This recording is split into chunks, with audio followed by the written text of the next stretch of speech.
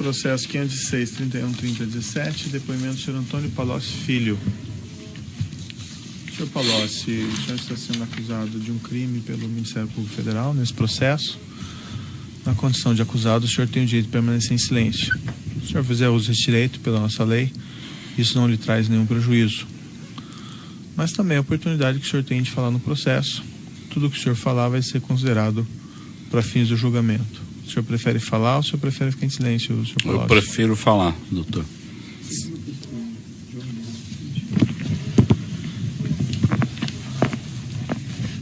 Excelência, como havia sido estabelecido no início da instrução, a defesa do ex-presidente Lula apenas gostaria de saber, para melhor se posicionar ao longo da audiência, se existe algum acordo de colaboração em curso e qual seria o status, eventualmente, das negociações.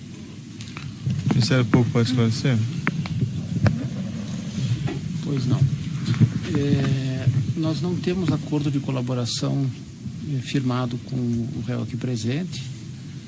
Ele nos procurou, nós estamos conversando, mas nós não temos nada prometido, nem assegurado, nem garantido, nem ele nos trouxe elementos de prova que estão sendo utilizados em qualquer momento. Era o que eu poderia esclarecer. Tá certo. Então, repetindo, o senhor tem esse direito ao silêncio, certo? E a oportunidade que o senhor tem de falar no processo também, independentemente de acordo ou sem acordo, enfim. Senhor Palocci, eu vou fazer uma inquirição mais restrita aqui, objeto dessa acusação específica. Há uma referência na acusação de que a Odebrecht teria adquirido esse imóvel na rua Haberbeck Brandão, isso em 2010, para utilização pelo Instituto Lula. O senhor participou de alguma maneira desses fatos?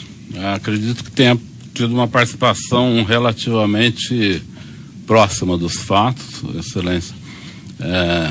E, de fato, eu queria dizer, a princípio, que a denúncia procede.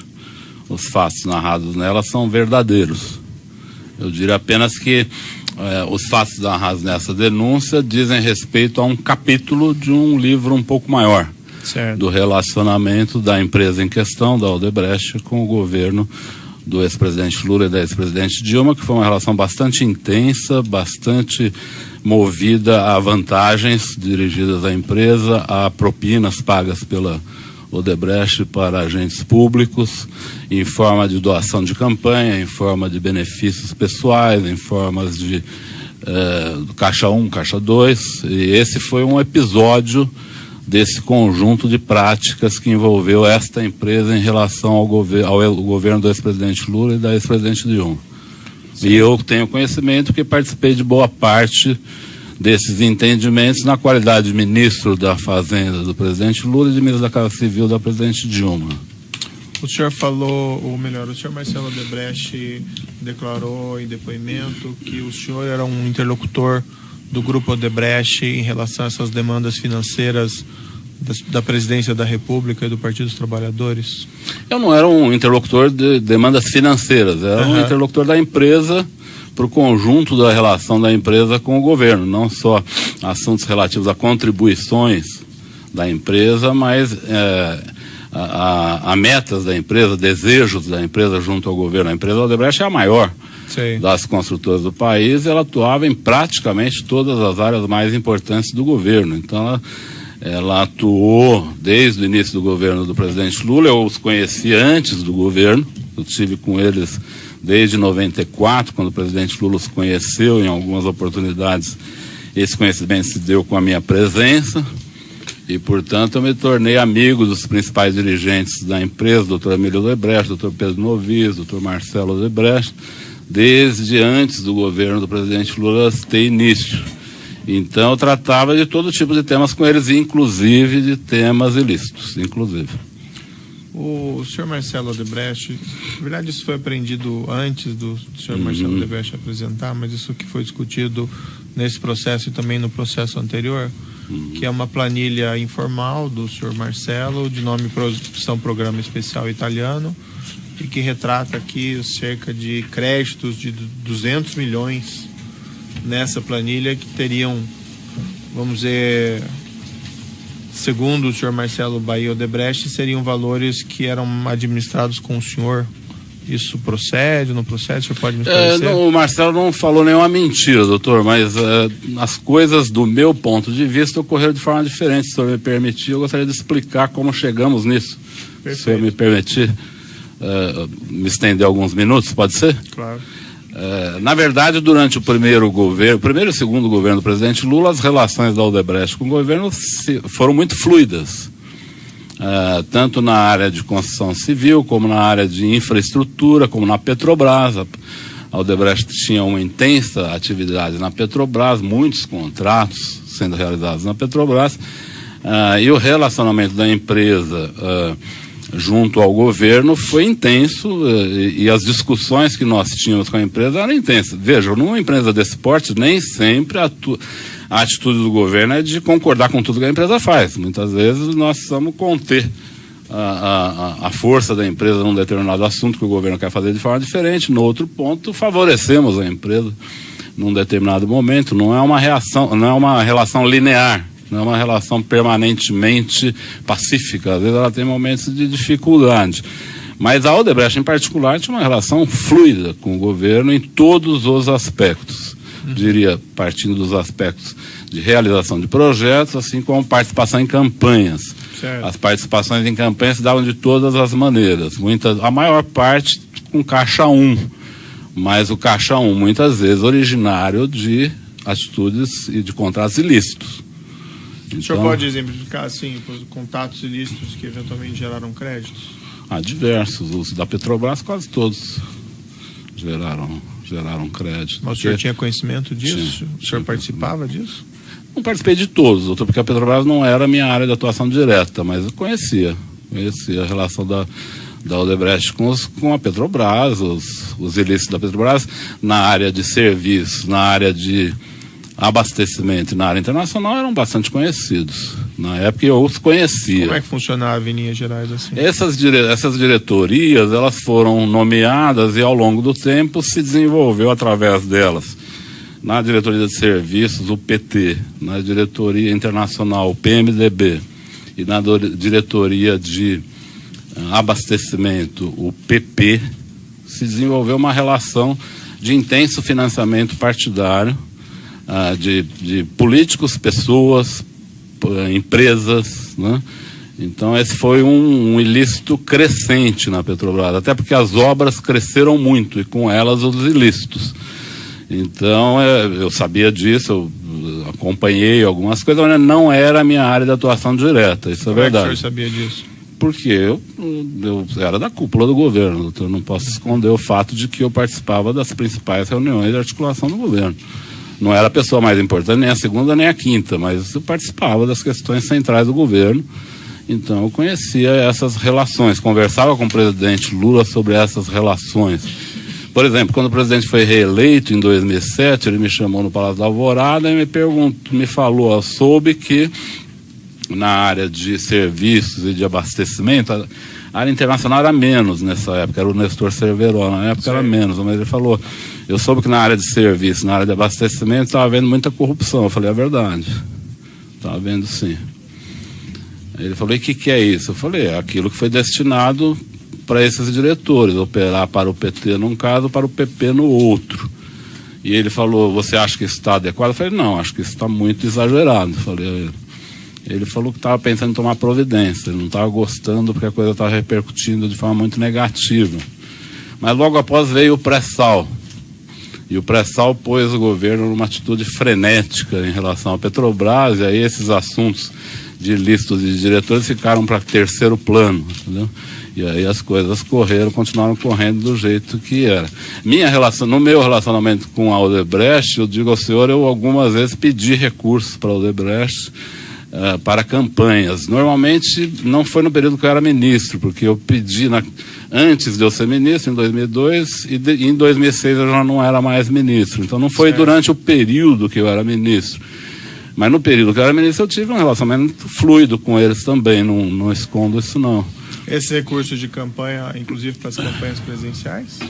principalmente para campanhas. Eu praticamente só atuava em campanhas presidenciais e para campanhas minhas. A Odebrecht também fez doações para campanhas minhas, a meu pedido. Na última campanha que eu fiz para deputado federal foi em 2006. Eu até antes de vir aqui chequei no TSE se tinha alguma doação legal no meu nome, e não tinha. Se não tinha doação legal, eu lhe garanto que teve doação ilegal. Porque a Odebrecht não deixaria de doar para uma campanha minha. Eu tenho certeza que ela fez doações importantes para mim também. Mas a Odebrecht fazia doações fortes na campanha. Como eu lhe disse, nessa planilha, muitos valores dela são valores pagos com bônus, com recibos. Sim. Mas a origem dos recursos nem sempre eram lícitas. O senhor Marcelo Odebrecht declarou, não só ele, que recebeu algum desses pagamentos, ou melhor, algum desses pagamentos foram feitos em depósitos no exterior em favor do senhor João Santana. Isso ocorreu mesmo? Eu nunca soube disso, doutor, porque deixa eu lhe dizer, quando eu peço um recurso para o Odebrecht, eu nunca peço, me faça um pagamento no exterior para tal pessoa, eu nunca fiz isso. Eu dizia a ele, olha, contribuam com a campanha do presidente Lula ou da presidente Dilma. Aí ele falava, estamos pensando num valor de 50 milhões. Eu falava, pode ser, depois mais tarde eu voltava lá, quem sabe um valor de 60 milhões. E digo uma coisa, aqui é importante, se o senhor me der mais um minuto, eu ressaltar um aspecto fundamental do relacionamento da empresa com o governo. Esse relacionamento sempre foi fluido e foi na base de confiança. Eu nunca tive, até o final do ano de 2010, nenhum valor estabelecido com o Marcelo Odebrecht. Nunca tive. Porque tudo que eu pedia, eles atendiam. Sim. É lógico que eu também não pedia coisas absurdas. Eram coisas relativas ao relacionamento, não lícito, mas ao relacionamento de uma grande empresa com o governo.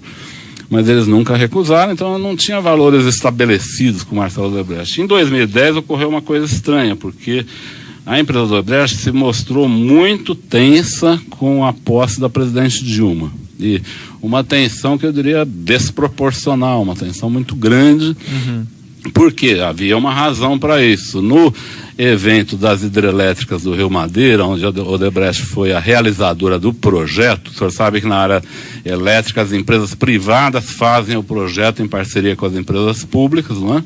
Elas desenvolvem o projeto e colocam em licitação, diferente de outras áreas onde é o governo que faz os projetos. Na área elétrica, as empresas fazem o projeto junto com empresas públicas e apresentam o projeto em licitação. Se elas ganham, a mesma empresa que fez, ela toca o projeto porque ela já investiu naquele estudo. Se ela perde, quem ganha a licitação paga para ela pelo estudo feito. Isso é normal, há décadas, isso é assim, não me parece fonte de problemas reais, os problemas são outros, na verdade, nada.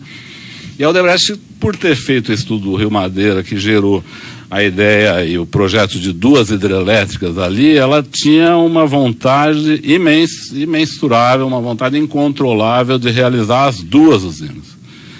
E a ministra Dilma, na época, ministra da Casa Civil, foi uma barreira fundamental ao Odebrecht, que ela não queria que o Odebrecht fizesse as 2 empresas, as 2 usinas. Ela achava que era uma concentração de obras inadequada. E nos convenceu, a mim, ao presidente Lula, que não era adequado aquilo, mas ela liderou um embate muito forte com a Odebrecht nesse momento, que resultou na Odebrecht ter perdido a segunda licitação e ganho a primeira a um preço muito ruim. Do ponto de vista do mercado, parecia um preço muito ruim, muito baixo, né? Então, quando a presidente Dilma foi tomar posse, a empresa entrou num certo pânico. E foi nesse momento que o doutor Emílio Odebrecht fez uma espécie de pacto de sangue com o presidente Lula.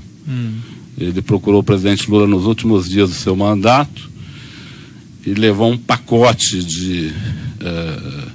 de propinas para o presidente Lula, que envolvia esse terreno do Instituto, que já estava comprado, e o seu Emílio apresentou ao presidente Lula, o sítio para uso da família do presidente Lula, que ele já tinha feito, já estava fazendo a reforma em fase final, e ele disse ao presidente Lula que o sítio já estava pronto, e também disse ao presidente Lula que ele tinha à disposição dele para o próximo período, para ele fazer as atividades políticas dele, 300 milhões de reais.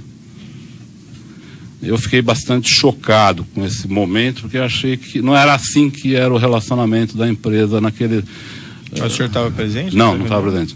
Porque eu sei disso, porque no dia seguinte de manhã, o presidente Lula me chama no Palácio da Alvorada e me conta a reunião. me conta a reunião, ele também se mostrou um pouco surpreso, porque ele falou, olha, ele só fez isso porque ele tem muito receio da Dilma. Sim. Porque ele nunca tratou de recursos comigo, mas dessa vez ele tratou de um pacote de coisas e um recurso muito alto, e ele pediu para eu tratar desse recurso com o Marcelo Odebrecht. Aí é que surge essa tal planilha. Para mim, pelo menos, para o Marcelo, ela pode existir há décadas, porque o Marcelo tinha lá seus controles, que eu sempre respeitei, nunca perguntei como ele controlava, como não controlava os recursos da sua empresa. Sim. Mas nesse momento, eu vou ao Marcelo e digo, Marcelo, o que está acontecendo? Por que seu pai levou uma reserva desse tamanho? Nós nunca falamos em tamanho de reservas, de conta corrente, nunca falamos sobre isso. Ele falou, não, meu pai acha melhor nesse momento, pelo fato da Dilma estar entrando, estabelecer de forma clara a relação, não mais, vamos dizer, não mais no fio do bigode, como a gente fazia, não mais na fluidez da confiança, mas numa relação mais explícita e mais objetiva, porque ele tem muito medo do comportamento da presidente Dilma ser um comportamento evasivo em relação aos nossos pleitos, e isso pode colocar em risco os nossos projetos. Eu falei, Marcelo, eu não gosto dessa ideia de conta corrente, eu acho que nunca foi assim, não sei porque vocês reservaram 300 milhões, aí ele fez uma correção. Ele falou, não são 300 milhões, são 150 milhões, meu pai se equivocou. Aí isso, inclusive, dá origem a um e-mail que a senhora perguntou, se não me engano, para o Emílio ou para outra pessoa, de um e-mail que o Marcelo procura corrigir com o doutor Emílio, o senhor está falando errado. Eu li isso na imprensa, porque isso acabou saindo na imprensa. Você está falando errado, não é 300, é 200, o outro 100 já foi dado, coisa assim. Há uma discussão entre eles sobre esses valores. E aí o que acontece? Eu volto ao presidente Lula, falei, presidente Lula, acho melhor a gente esquecer essa ideia de conta corrente. A empresa sempre contribuiu conosco, nunca houve dificuldades em relação a essa contribuição. Eu acho que estabelecer esse tipo de relação não é adequado. Ele falou, vamos ver, tal. Dias depois, o doutor Emílio volta ao presidente Lula, isso aí numa reunião no dia 30 de dezembro de 2010. Nessa reunião, o presidente Lula leva a presidente Dilma, a presidente eleita, para que ele diga a ela das relações que ele tinha com a Odebrecht e que ele queria que ela preservasse o conjunto daquelas relações em todos os seus aspectos, lícitos e ilícitos. Não, o senhor estava nessa reunião? Não estava nessa reunião. O presidente Lula, no dia seguinte, me chama de novo. Eu não era do governo nessa época, eu era deputado. Mas eu estava muito integrado na campanha da presidente Dilma, que acabava de ter sido eleita. Então o presidente Lula me chama de novo e fala, olha, o Emílio veio, tivemos uma ótima reunião e ele confirmou os 300 milhões e falou que pode ser mais se for necessário. E qual que era o ganho deles em oferecer 300 milhões? O ganho, não havia um ganho específico, doutor, mas o Odebrecht atuava nas hidrelétricas, o Odebrecht atuava na Petrobras, o Odebrecht atuava no Ministério da Defesa, o Odebrecht era responsável pelo projeto de submarinos. Seria um favorecimento quando surgirem oportunidades? Não era uma pauta. O doutor Emílio, nessa oportunidade, não apresentou uma pauta de desejos da empresa específica. Ele apresentou a vontade de que, com o governo da presidente Dilma, a relação da Odebrecht com o governo continuasse fluida, da mesma maneira com que havia sido a relação com o governo Lula. Essa era a questão fundamental. Por exemplo, lhe dar um exemplo.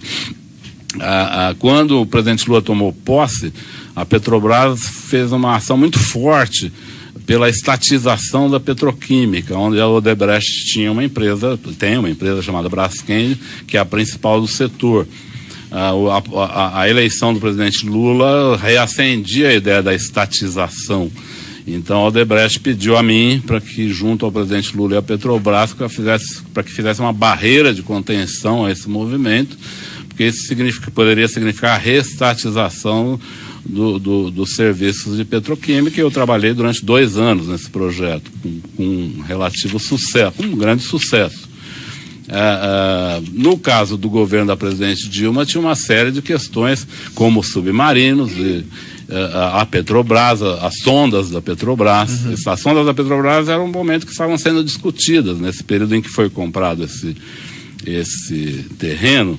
O assunto que tinha no momento eram as sondas da Petrobras. Era uma discussão muito grande sobre o valor de contratação dessas sondas, sobre nacionalização das sondas, sobre diferentes níveis de nacionalização, sobre onde estariam esses estaleiros. Isso tudo era uma discussão que, se o governo agisse contra a empresa, os danos seriam extraordinários. Se o governo agisse a favor da empresa, os benefícios também seriam extraordinários. E o governo agiu a favor?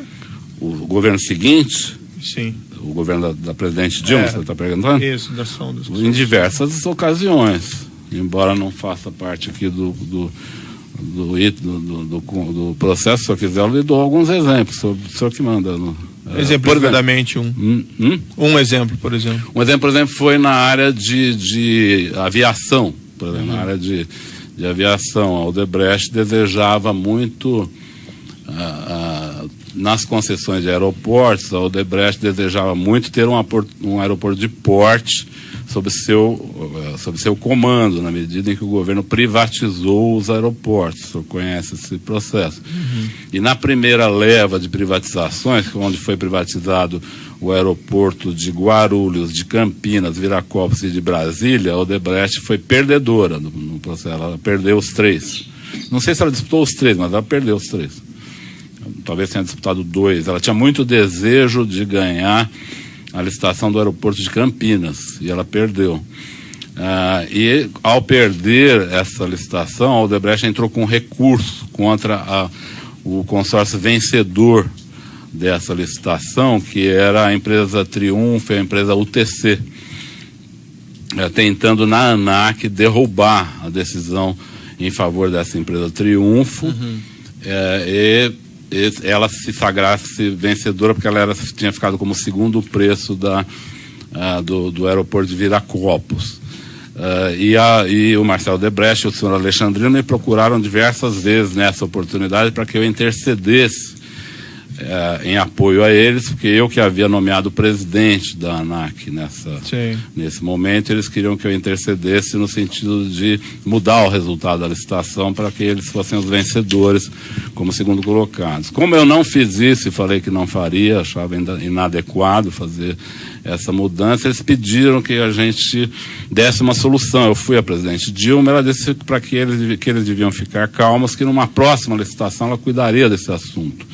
Aí eles retiraram o recurso que eles tinham na ANAC e foram beneficiados na licitação do aeroporto de Guarulhos, no Galeão, no Rio de Janeiro. Como foram beneficiados?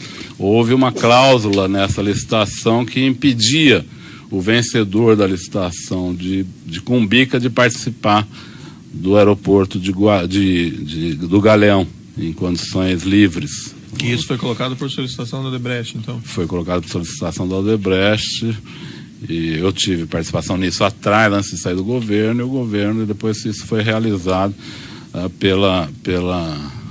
Isso veio à tona de alguns formatos, talvez não nesse formato que eu estou lhe expressando, mas recentemente o Cláudio Melo da Odebrecht falou que o ex-ministro da Aeronáutica, o ministro... que é atual ministro. Mas acho que a gente não vai entrar em detalhes nessas outras. Mas só para lhe dizer, continuou. Diria ao senhor que a relação da Odebrecht no governo da presidente Dilma não foi tão fluida como era com o presidente Lula. O presidente Lula era um amigo da empresa de forma mais intensa, mas essa relação foi grande. Por exemplo, no caso do etanol, a empresa investiu bilhões em etanol no governo do presidente Lula, porque o governo do presidente Lula era grande incentivador do etanol. A presidente Dilma já não foi incentivadora do etanol. Perfeito. Só para lhe dar alguns exemplos. Eu não vou entrar em detalhes, coisas assim que não são tão pertinentes nesse processo, mas uma questão eu tenho que perguntar para a educação, porque o senhor Marcelo Odebrecht declarou isso.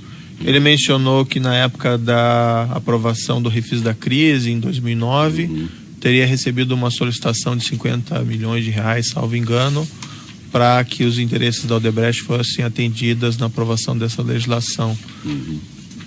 Mencionou, salvo engano de memória meu, que essa solicitação teria vindo do ministro Guido Mantega, mas que o senhor teria conhecimento disso.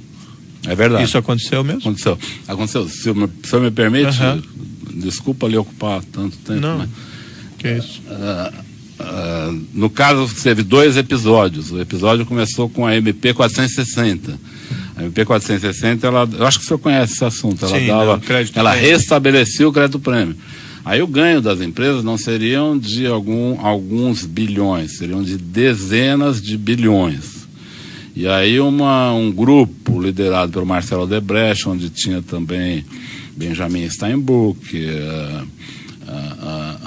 Rubens Ometo, a Votorantim, todas as grandes exportadoras do Brasil, foi ao Congresso pedindo para a gente restabelecer esse crédito prêmio do IPI. Eu havia lutado contra esse crédito prêmio junto com o ministro Luiz Fux, que na época que eu era ministro da Fazenda, o ministro Luiz Fux era ministro da STJ, ele era relator desse caso e ele nos ajudou a não dar ganho de causa para o contribuinte nesse caso, que o imposto já tinha sido extinto. Sim. Já tinha sido extinto. Eles queriam o restabelecimento do imposto extinto. Eles me procuraram no Congresso, Marcelo Odebrecht em particular, porque tinha mais relação comigo, insistindo muito. Ele fez mais de 10 reuniões comigo para que aprovasse a MP 460. Eu falei nas 10 vezes que não votaria a favor. Essa MP foi votada, nossa bancada votou contra. Eu digo, doutor, não sou contra a negociação com empresas, mas claro, nesse caso me pareceu escandaloso, uma coisa absurda. Eram 200 bilhões envolvidos. Né? Então eu disse a eles que eu não ia apoiar isso, mas a legislação foi aprovada. Ato seguinte, eu fui ao presidente Lula, junto com o ministro Guido, e pedimos que o presidente Lula vetasse, ele vetou. Em seguida veio o refis da crise. E, nesse meio tempo, o STF decidiu que as empresas tinham que pagar. Sim. E não receber. Né? E nesse momento o Marcelo pede a mim, mas eu digo, olha, você tem que resolver com o Guido, tal. Ele pede parcelamento do pagamento, que ali já era, doutor, diferente da MP 460. A MP 470 já era uma coisa muito mais amena. E me disse o Marcelo, na época, ele me disse que o ministro Guido havia solicitado 50 milhões para ele. Eu não vi o ministro Guido solicitar, eu não estive presente, mas o Marcelo de fato me falou que houve uma solicitação nessa época de 50 milhões e que ele diz, Marcelo, que ele pôs isso na planilha, constando como um crédito que ele tinha criado para o ministro Guido. Mas confesso ele informou isso ao senhor, que ele colocou nessa, vamos dizer, conta informou, corrente nessa planilha? Me informou em 11 só, quando ele falou dessa planilha, sei. não na época. Ele me informou em 11 que ele tinha, que dentro dessa planilha tinha 50 milhões, que era derivado desse projeto do refis, chamado refis da crise, que ele tinha acertado com o ministro Guido Mantega. Mas eu não participei da reunião em que isso foi eventualmente combinado. Entendi. Vamos falar agora da questão aqui mais específica relativa a esse imóvel. Qual foi o seu contato com isso? Como é que aconteceu? O senhor pode me relatar também? Posso. Esse imóvel se destinava a ser uma espécie de museu da memória dos governos do presidente Lula. No Brasil, a regra é que o presidente sai do palácio carregando os seus presentes, documentos, etc. Uma prática, diga-se de passagem, que eu acho bastante inadequada. Eu sugeri ao presidente Lula que mudasse isso e transformasse isso num assunto do Arquivo Nacional, mas ele não gostou da ideia. Então hoje continua, os presidentes saem, todos que saem com caminhões de presentes. Não são presentes de uso pessoal, são presentes que nem são usáveis, na verdade são peças, né, doadas por governos, tal, que só servem para pôr em museus. Tem um valor histórico, mas não tem valor pessoal isso, não tem valor monetário, na verdade. Certo. Então o presidente Lula já estava num momento, era meados de 2010, em que ele precisava cuidar desse assunto. Ele me chamou, se não me engano, no Palácio da Alvorada, e ele me disse, olha, eu estou com muita coisa, cuidando de muita coisa agora. O Paulo Camoto e a dona Marisa estão olhando essa questão do futuro instituto. Eles estão atrás de um local para a instalação do instituto. Eu queria que você falasse com a dona Marisa e ver se você pode ajudar alguma coisa, ver como está isso, pediu para que eu desse algum apoio. 1 ou 2 dias depois eu fui a dona Marisa no Palácio da Alvorada, ela me atendeu no escritório do Palácio da Alvorada, numa mesinha de almoço que tinha nesse escritório, no primeiro andar do palácio. Eu vou fazer uma pausa pelo tamanho do áudio aqui, nós já retomamos. Então, nessa ação penal 506, 31, 30, 17, continuidade do depoimento do senhor Antônio Palocci Filho. Senhor Palocci, o senhor estava relatando então esse encontro que o senhor teve com a Dona Marisa. Dona Marisa, então, eu falei para ela que o presidente Lula tinha pedido para eu atendê-la e ver que se podia ajudar alguma coisa. Ela me relatou que o Lula estava com muito pouco tempo e ela queria agilizar a busca de um local porque ela estava vendo já, ela estava no Alvorada, onde estavam todos esses bens, que ia sair de lá caminhões com esses bens e ela ia ter que lidar com isso. E disse para mim nesse dia que o senhor Bunlai, José Carlos Bunlai, que era amigo da família, e o senhor Roberto Teixeira, que também é um advogado amigo da família, estavam cuidando desse assunto. Falei, ok, se precisar de algum apoio, eu estou à sua disposição, tudo. E voltei ao presidente Lula. Conversei com ele de novo, falei, escuta, mas como que o senhor está pensando? Ele falou, não sei, eles estão achando um local, vão ver uma forma de fazer tudo. Dias depois o doutor José Carlos Bunlai me procura. Aí acredito não, com certeza no meu escritório em São Paulo. E ele me conta a mesma história, que ele estava junto com o Roberto Teixeira buscando um local para instalar o futuro Instituto Lula, que estava entre dois locais, uma concessionária e esse prédio que o senhor citou. Não é um terreno, muita gente fala terreno, não é um terreno, é um prédio. Sim, é um imóvel, é um prédio. Estava entre essa concessionária e esse prédio. E que ele iria cuidar disso, e que ele me pediu apoio junto ao Marcelo Odebrecht para que o Marcelo ajudasse a pagar esse prédio. Eu fiz uma série de perguntas para ele na época. Eu falei, olha, o presidente Lula tinha pedido para eu acompanhar tudo, mas eu não estou entendendo o que vocês estão fazendo, porque o Instituto não vai ser feito para poder receber doações de empresas e por aí a gente, vamos dizer, pintar de cores melhores doações lícitas e eventualmente até ilícitas, confesso. Não é para isso que nós estamos fazendo esse instituto, então por que vamos inaugurá-lo já com uma ilegalidade desse tamanho, com uma fratura exposta desse tamanho? Vocês vão comprar agora, em nome de vocês? Ele falou, não tem problema, porque meu sobrinho, que chama Glauco Costa Marques, ele está cuidando de imóveis para mim, ele está nesse momento acertando um imóvel do presidente, que é vizinho do apartamento do presidente em São Bernardo, então ele vai fazer a aquisição desse outro imóvel, depois a gente vê como faz com o Instituto. Então. Eu voltei ao presidente Lula, eu ouvi, eu não quis desrespeitar a iniciativa do doutor Bunlai, que é uma pessoa que eu tenho boa relação. Essa conversa o senhor teve com o Bunlai e com mais quem? Só eu e o Bunlai. Só eu e o Bunlai. Aí eu voltei ao presidente Lula, eu falei, presidente, do que se trata esse apartamento? Eu nunca tinha ouvido falar dele. Aí ele me explicou que era um apartamento que a segurança do presidente tinha alugado, que era vizinho do apartamento dele, a segurança tinha alugado por motivos de segurança presidencial, e que ele gostou daquele apartamento, que ali ele era um andar com 2 apartamentos, para ele, que ele tem 5 filhos, para ele ficaria melhor, ele estava pensando em comprar esse apartamento. Essa informação que ele me deu apenas. Aí eu voltei a falar com ele sobre o prédio do Instituto, eu falei da minha conversa com o Mulay, eu falei, olha, eu estou preocupado, eu não gostaria de fazer desse jeito, acho que o senhor está fazendo um instituto para receber doações e fazer sua atividade, não sei por que procurar agora um terreno, e por que não esperar receber, não tem problema nenhum receber uma doação da Odebrecht, mas que seja formal, né? Ou pelo menos que ela seja revestida de formalidade, né?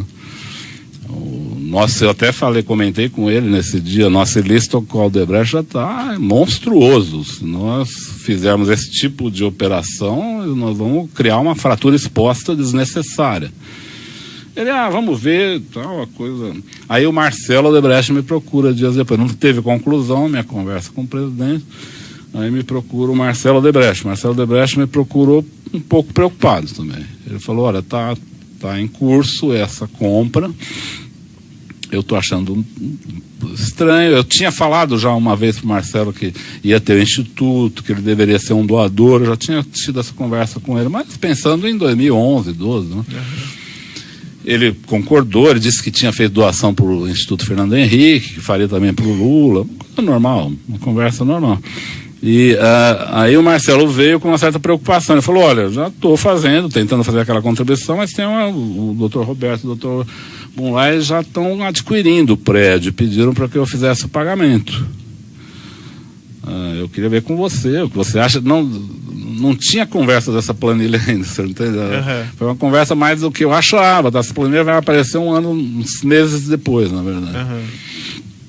Aí eu voltei ao presidente Lula e falei, olha, está acontecendo isso, mas a Marisa quer assim, não sei o que, ver o que você pode fazer. O Marcelo voltou a falar comigo, foram várias reuniões isso, né?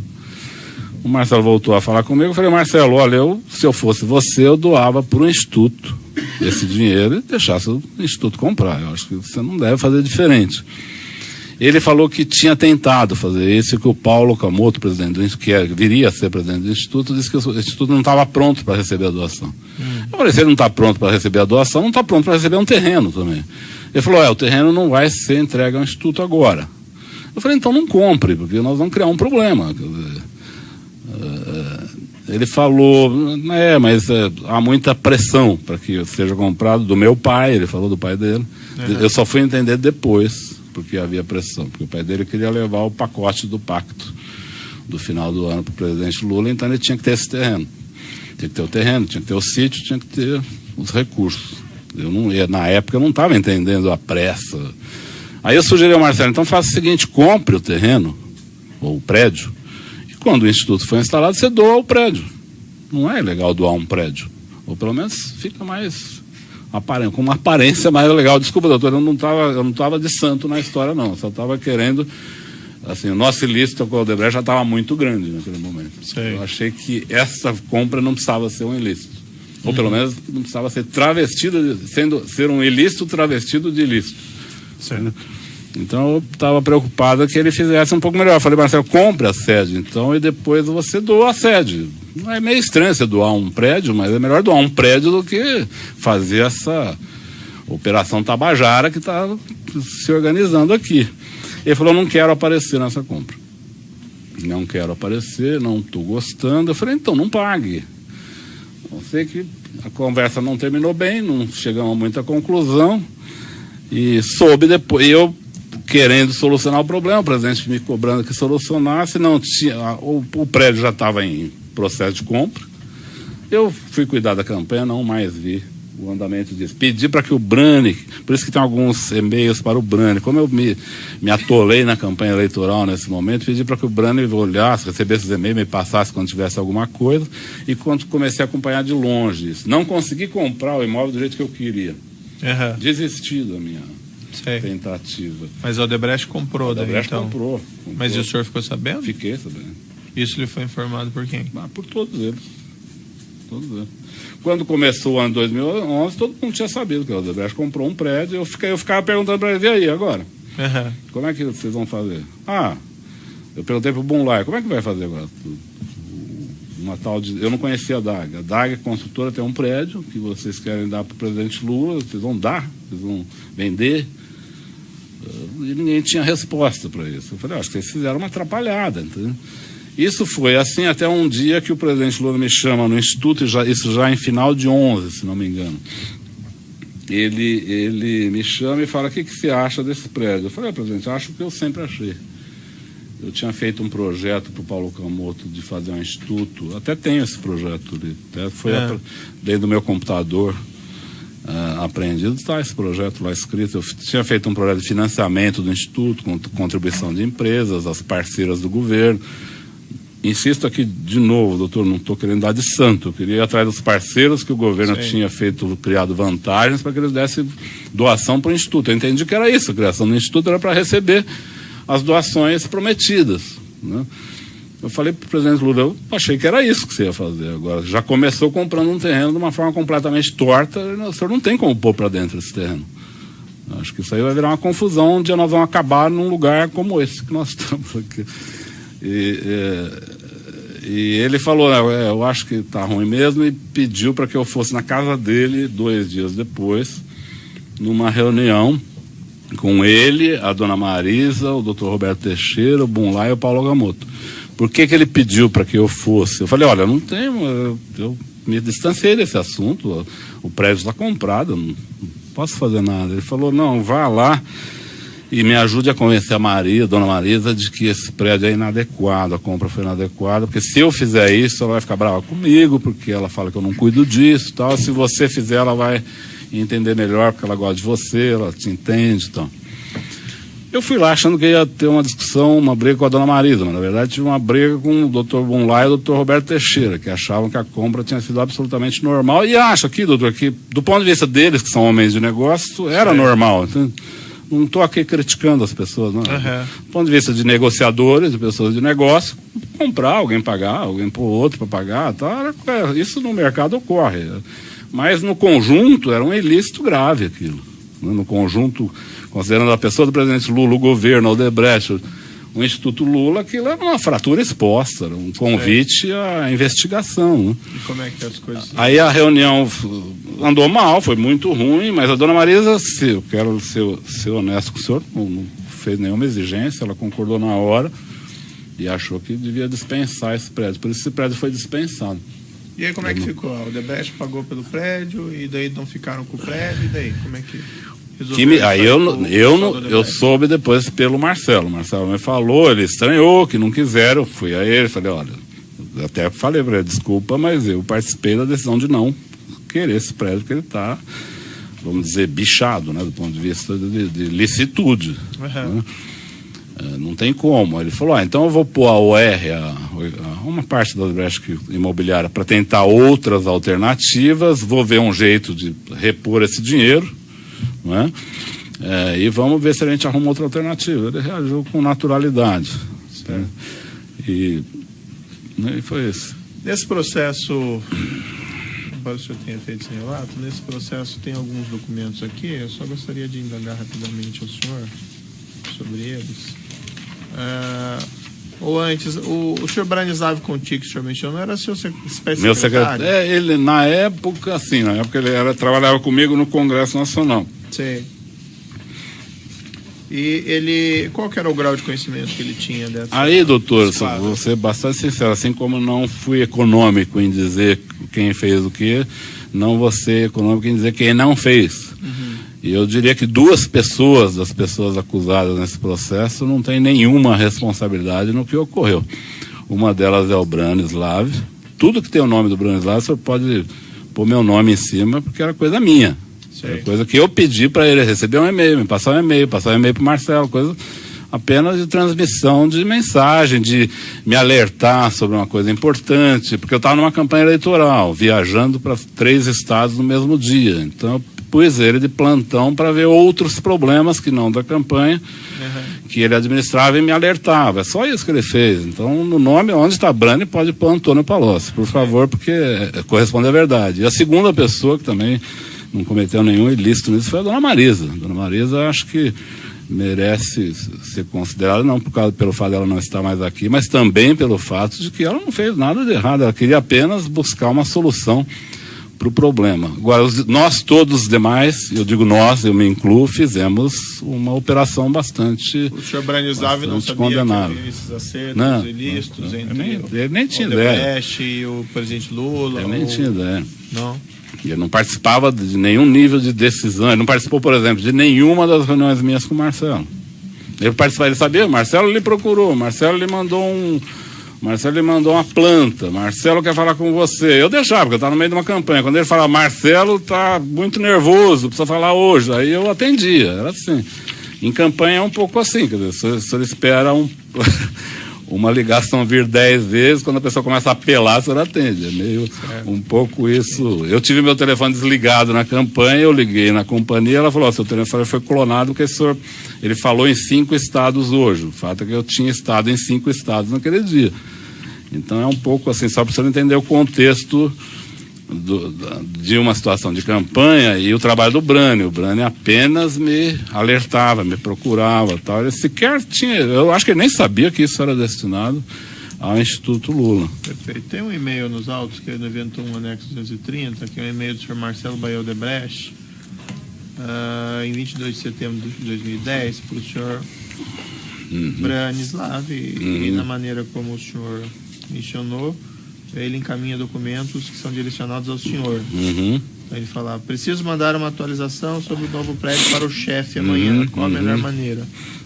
E nesse documento também, já no anexo 1, evento 1, anexo 229, tem um texto aqui mais longo do Marcelo, e esse aparentemente estaria destinado não ao senhor Brani, mas, pelo menos segundo o Ministério Público, ao senhor consular. Chefe, referente ao prédio, eu vou lhe mostrar aqui, peço o senhor dar uma olhadinha nos documentos.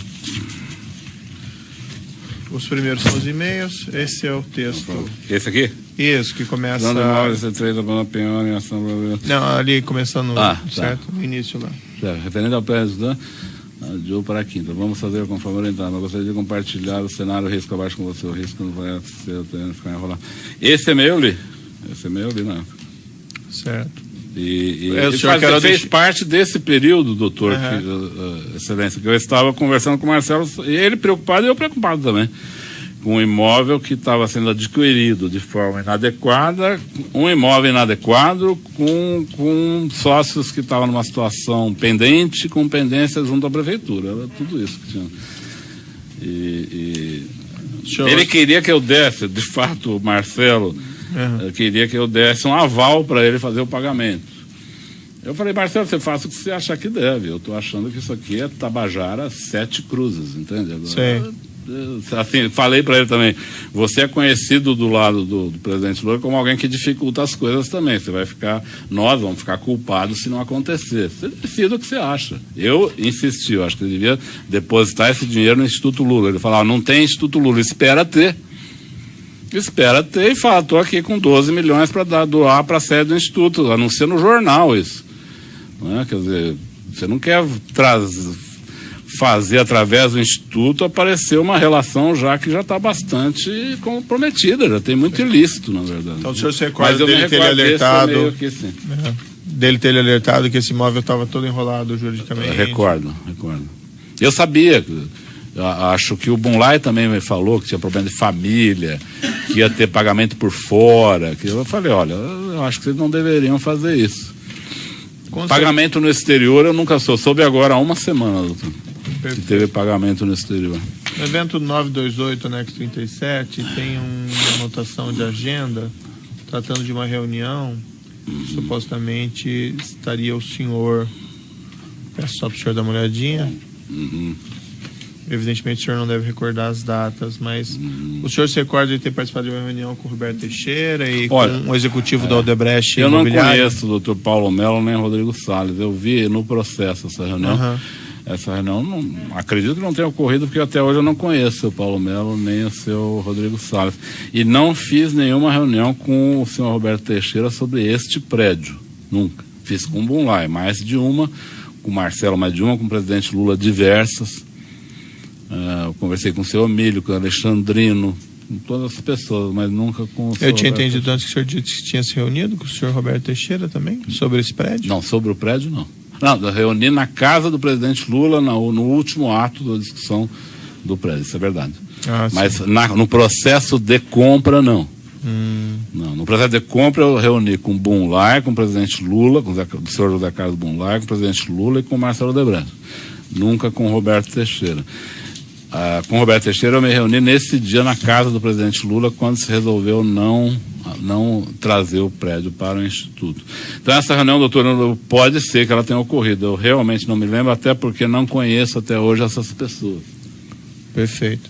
Consta aqui também no evento 972, anexo 2, um e-mail do senhor Marcelo B. Odebrecht, 30 de março de 2010, para o senhor Branislav. E ele começa assim, Brani, tudo bem? Diga ao chefe que a única maneira de evitar... Eu vou lhe mostrar aqui, só lhe perguntar se o senhor se recorda qual que é o conteúdo desse... do que você estava tratando, assim, se é que esse e-mail chegou no senhor... Isso é exatamente diz respeito a 470. A MP 470. Refis da crise. Refis da crise. Aqui, doutora, o que aconteceu? O Marcelo discutiu muito detalhe comigo em relação a 460, porque ela estava no Congresso. Ela não era uma medida do governo. A 470 era uma MP de Minha Casa Minha Vida, em que o Congresso fez uma emenda. Então, todo o assunto da emenda técnico estava dentro do Congresso, então ele discutia comigo detalhes do projeto. No 470, diferente, que era o refis da crise, ele não estava sendo elaborado no Congresso, estava sendo elaborado no Ministério da Fazenda. E às vezes o Marcelo mandava detalhes para mim, Aí eu respondi para ele: Marcelo, isso você tem que tratar com o ministro Guido Mantega, porque não está aqui. Entende? Não tinha sido enviado, não tinha como tratar um detalhe de um projeto que está sendo feito no Ministério da Fazenda. Então eu recebi vários e-mails dele, não só esse, mas normalmente esse tipo de e-mail eu retornava para ele dizendo: olha, isso você precisa ver com o ministro Mantega, nós só vamos atuar nisso quando ele estiver aqui.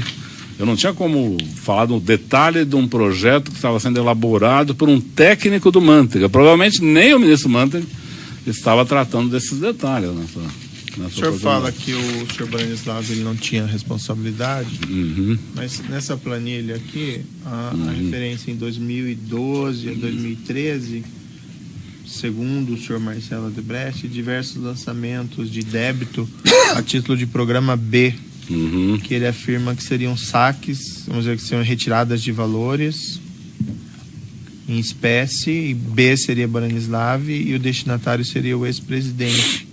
O senhor pode esclarecer isso? Eu não sei se eu posso esclarecer tudo, talvez o Marcelo possa esclarecer mais, eu acho que ele tem conhecimento disso, mas em geral, a retirada, depois de 2011, quando deixei o governo, o senhor vê que o próprio Marcelo falou, e é verdade, eu não tratei mais assuntos de campanha, não voltei a tratar mais de recursos da empresa. Mas talvez em 12 e 13 eu volto a tratar de alguns recursos a pedido do presidente Lula. Então tem um episódio que o Marcelo relatou que é verdadeiro. Ele fala num pedido que eu fiz a ele de 4 milhões para o Instituto Lula, você se recorda disso? Sim. Isso é verdade. O Paulo Okamoto me pediu para que eu ajudasse ele a cobrir um final de ano do Instituto que faltava recurso. Acho que foi meio para o final de 2013, começo de 2014, ele tinha um buraco nas contas, ele me pediu para arrumar recursos. Eu fui ao Marcelo Odebrecht, eu ia viajar para o exterior, ele que precisava com muita urgência. A ideia dele é que eu procurasse várias empresas. Eu falei: não posso, eu vou procurar só o Marcelo, eu vou pedir para ele. Pedi 4 milhões para ele, que era o que o Paulo precisava. O Marcelo ficou de dar, ele concordou em dar esse recurso, ele falou que tinha disponibilidade. E eu disse ao Brani para transmitir ao Paulo Okamoto que seria dado os 4 milhões que ele tinha sido pedido. Então isso deve estar aí. Deve estar aí. Tem um lançamento a título de doação de débito de 4 milhões. Isso, em 2014. Isso. Eu acho que fim de 13. Talvez ele tenha debitado em 14, mas eu acho que era 13. Mas nessa fase já havia um crédito pré-estabelecido? Doutor, aí eu lhe digo, ele pôs, o Marcelo, eu vi alguns relatos do Marcelo. Eu não quero dizer aqui que ele fez nenhuma mentira, mas, veja, ele pôs um crédito para o presidente Lula de 35 milhões. Quando o pai dele disse ao Lula que ele tinha 300 milhões. Esses recursos todos eram destinados ao PT, ao Lula. Não sei se 35 era o crédito do Lula. Mas ele, quando fez essas doações, ele afirmou que iria, vamos dizer, deduzir desses créditos, seja de 30, ele me seja de disse 300. num determinado momento que ele ia separar créditos ao presidente Lula mais para uso no Instituto, coisas assim mais pessoais ao Lula. Porque a tal da reserva que ele falava, ou da conta corrente, que seja, era para o Lula, para o PT, não tinha uma separação. Isso é para o Lula, isso não é para o Lula, entende? Então eu não entendi muito quando eu vi essa parte dessa destinação específica.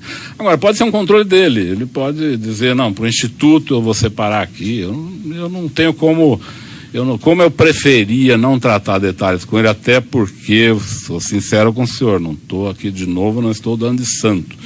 Eu preferia não estabelecer limite, porque a minha conta com ele não tinha limites, eu não ia estabelecer parâmetros limitadores. Porque, como assim o senhor pode esclarecer? Por exemplo, se eu precisasse de 50 milhões para o Instituto Lula, eu tenho certeza que ele daria. Então, para que eu ia estabelecer 35 de limite? Eles tinham uma relação com o Lula muito aberta, então não me interessava estabelecer limites, destinações específicas. Agora, ele podia fazer isso por conta dele, é um direito dele, o dinheiro era dele. Então eu não posso lhe explicar detalhes disso. Agora, posso lhe explicar que eu pedi dinheiro para o Instituto, que muitas vezes mandei o Brani entender com o pessoal do Marcelo sobre o Instituto, e em algum período o Paulo Okamoto me pediu um dinheiro em cash com uma certa permanência, que também foi buscada na operação estruturada da Odebrecht. Mas aí era enviado o Branislav para fazer... O Branislav que ia tratar o detalhe. Eu imagino que ele pedia para alguém da Odebrecht entregar o Paulo Okamoto. Ouvi pessoas da Odebrecht dizer que o Branislav levou o dinheiro algumas vezes lá. Ele nunca me falou que levou o dinheiro lá. Ele ia lá combinar. Porque, na verdade, o Paulo Okamoto tinha uma relação muito, muito tranquila com as pessoas da Odebrecht também. E ele o Paulo Okamoto pediu várias vezes durante uns 3, 4 anos para que eu arrumasse recursos em cash para o Instituto. Eu até, de novo, perguntava a ele, olha, o Instituto não serve para formalizar doações, só por que vamos pôr recursos em cash? Ele fala, não, tem algumas necessidades mais particulares, assim, que nós não queremos contabilizar. Eu ajudava dessa maneira. O Ministério Público faz uma afirmação, eu queria voltar num tema atrás que o senhor falou lá da corrupção na Petrobras, que o senhor afirma que tinha conhecimento. O Ministério Público faz uma afirmação que na diretoria de serviços o senhor Renato Duque seria, vamos dizer assim, o executivo responsável por esses acertos. O senhor tinha conhecimento disso na época? Olha, sendo bastante claro, com o senhor bastante franco, essas pessoas não foram nomeadas com essa finalidade ou com esse perfil. Eu me lembro até porque coincidentemente, eu era do Conselho de Administração da Petrobras. Certo. Eu não conhecia Renato Duque, não conhecia Jorge Zelado, não conhecia Paulo Roberto. Os conheci por currículo. Entendi. Né?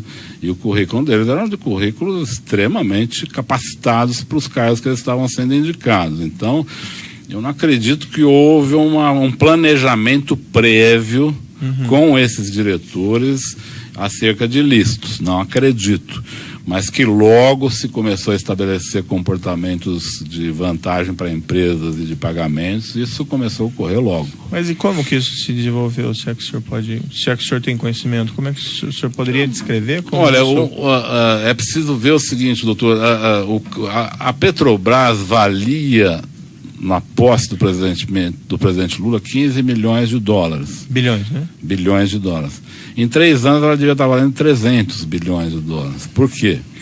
O petróleo cresceu de valor por causa da guerra do Golfo, a Petrobras achou novas reservas e passou a ser incentivada a grandes investimentos. Então ela teve um crescimento extraordinário. Ao fim disso ela descobre o pré-sal. Então ela explode. E acho que o pré-sal foi um dos grandes males para o Brasil, porque o Brasil não soube lidar. O pré-sal é uma riqueza, mas é preciso saber lidar com a riqueza, senão ela acaba se tornando um problema, e no nosso caso ela acabou se tornando um problema, porque se fez todo tipo de iniciativa, de processo sem controle, sem estudos adequados, sem cálculos adequados, e que muitos projetos acabaram não saindo do papel, custaram. Pega, por exemplo, a refinaria Premium 1 e a refinaria Premium 2, cada uma custou 3 bilhões e está no papel. Sim. Né? Então eu acho que isso foi ocorrendo progressivamente na Petrobras, não foi uma coisa instalada na Petrobras, foi uma coisa que progressivamente foi ocorrendo. Eu lembro, por exemplo, na diretoria internacional, num determinado momento, o PMDB parou de votar com o governo porque exigia a diretoria internacional da Petrobras, porque já tinha o Cerveró, mas o Cerveró era mais ligado ao Delcídio, não tanto ao PMDB, eles queriam nomear um diretor. Aí indicaram o senhor João Henriques, que o doutor Gabriel não aceitou, disse que não tinha um currículo adequado, e depois eles indicaram o Jorge Zelada, que o Gabriel aceitou. Mas e se tinha conhecimento que os diretores, apesar de não serem nomeados necessariamente para isso, tinham por função fazer essa arrecadação para os partidos também? Tinha. Em cima de contratos da Petrobras? Tinha, sim. O senhor tinha esse conhecimento, né? Eu tinha esse conhecimento.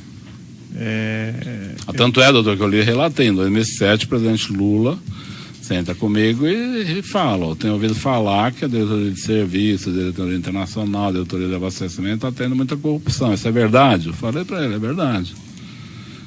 Eu sabia. E ele sabia também? Sabia também.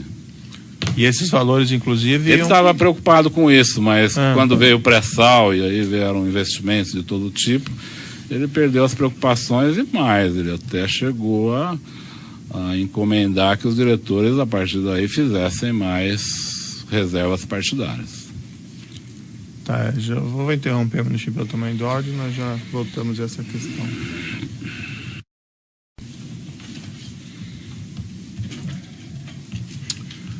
Então, nessa ação penal 506-31-30-17, continuidade do depoimento do senhor Antônio Palocci Filho.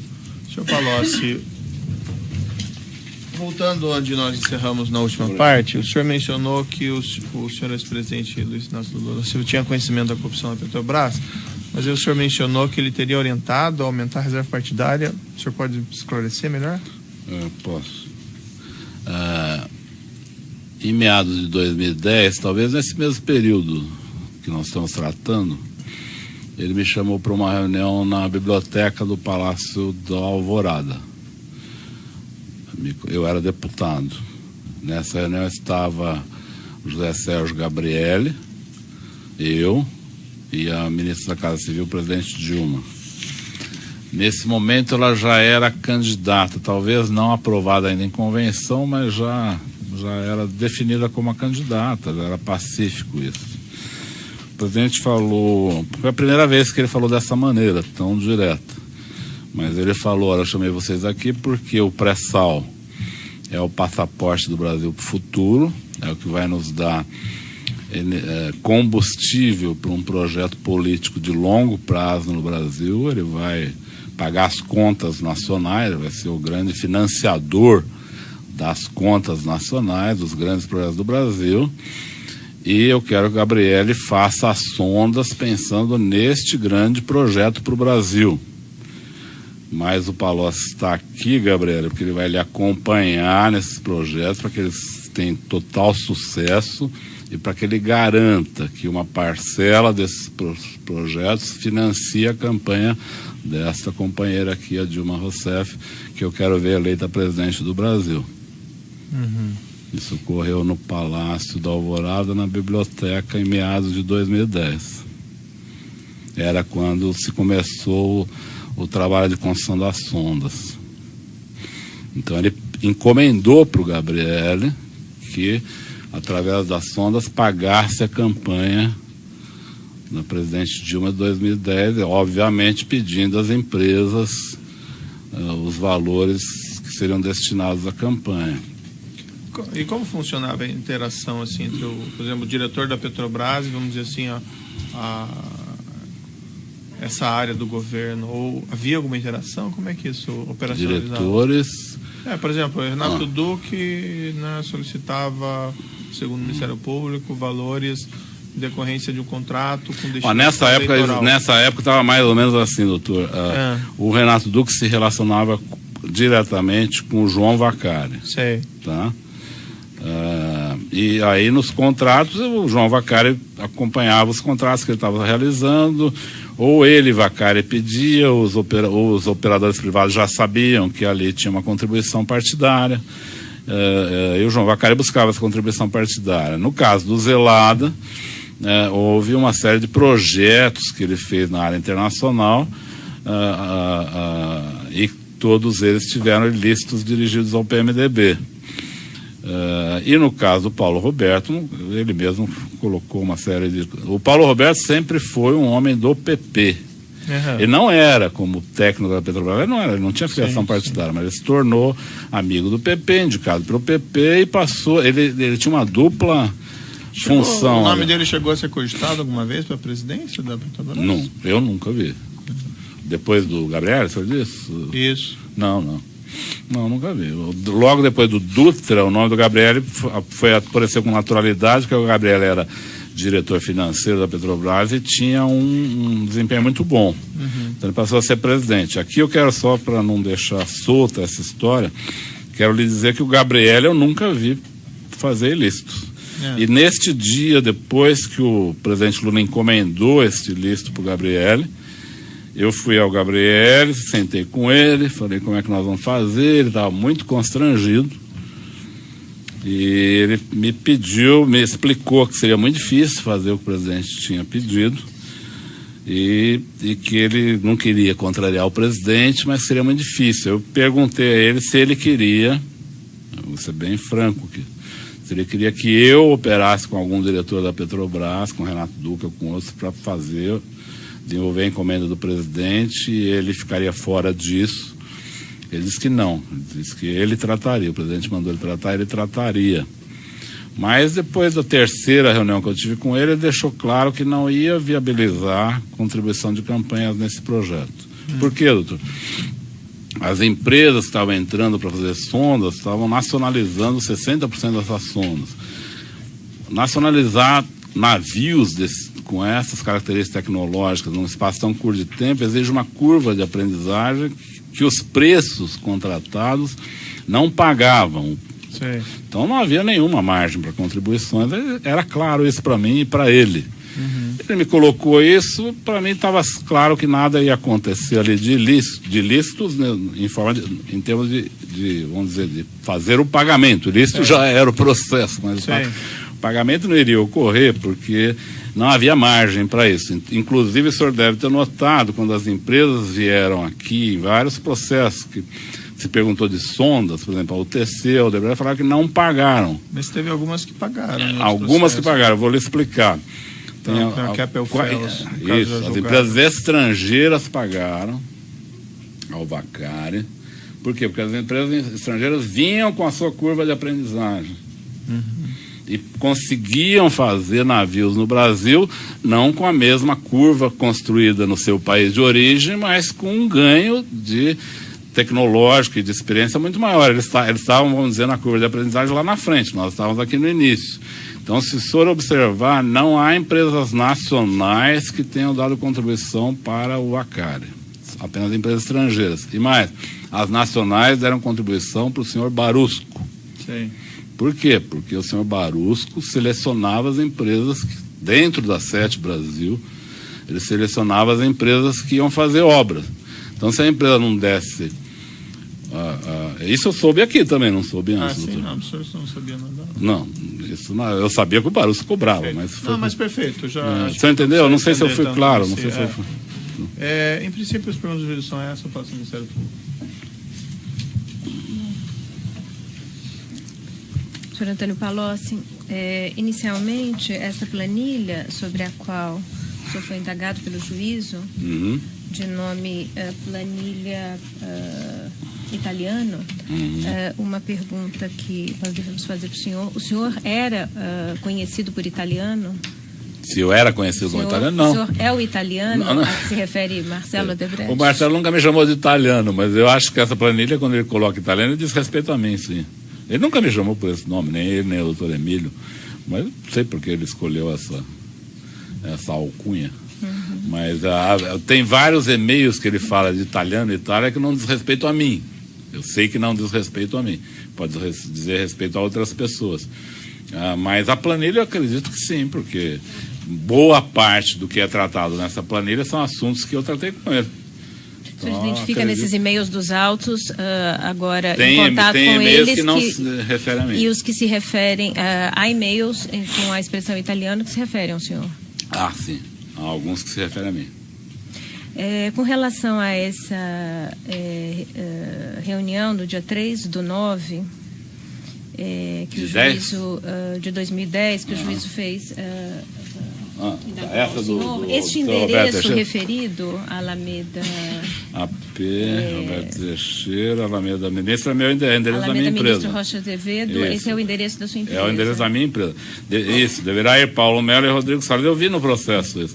Agora, eu não acredito que essa reunião tenha ocorrido. Não estou negando que ela tenha ocorrido, mas não acredito até porque eu não conheço nem Paulo Melo nem Rodrigo Salles.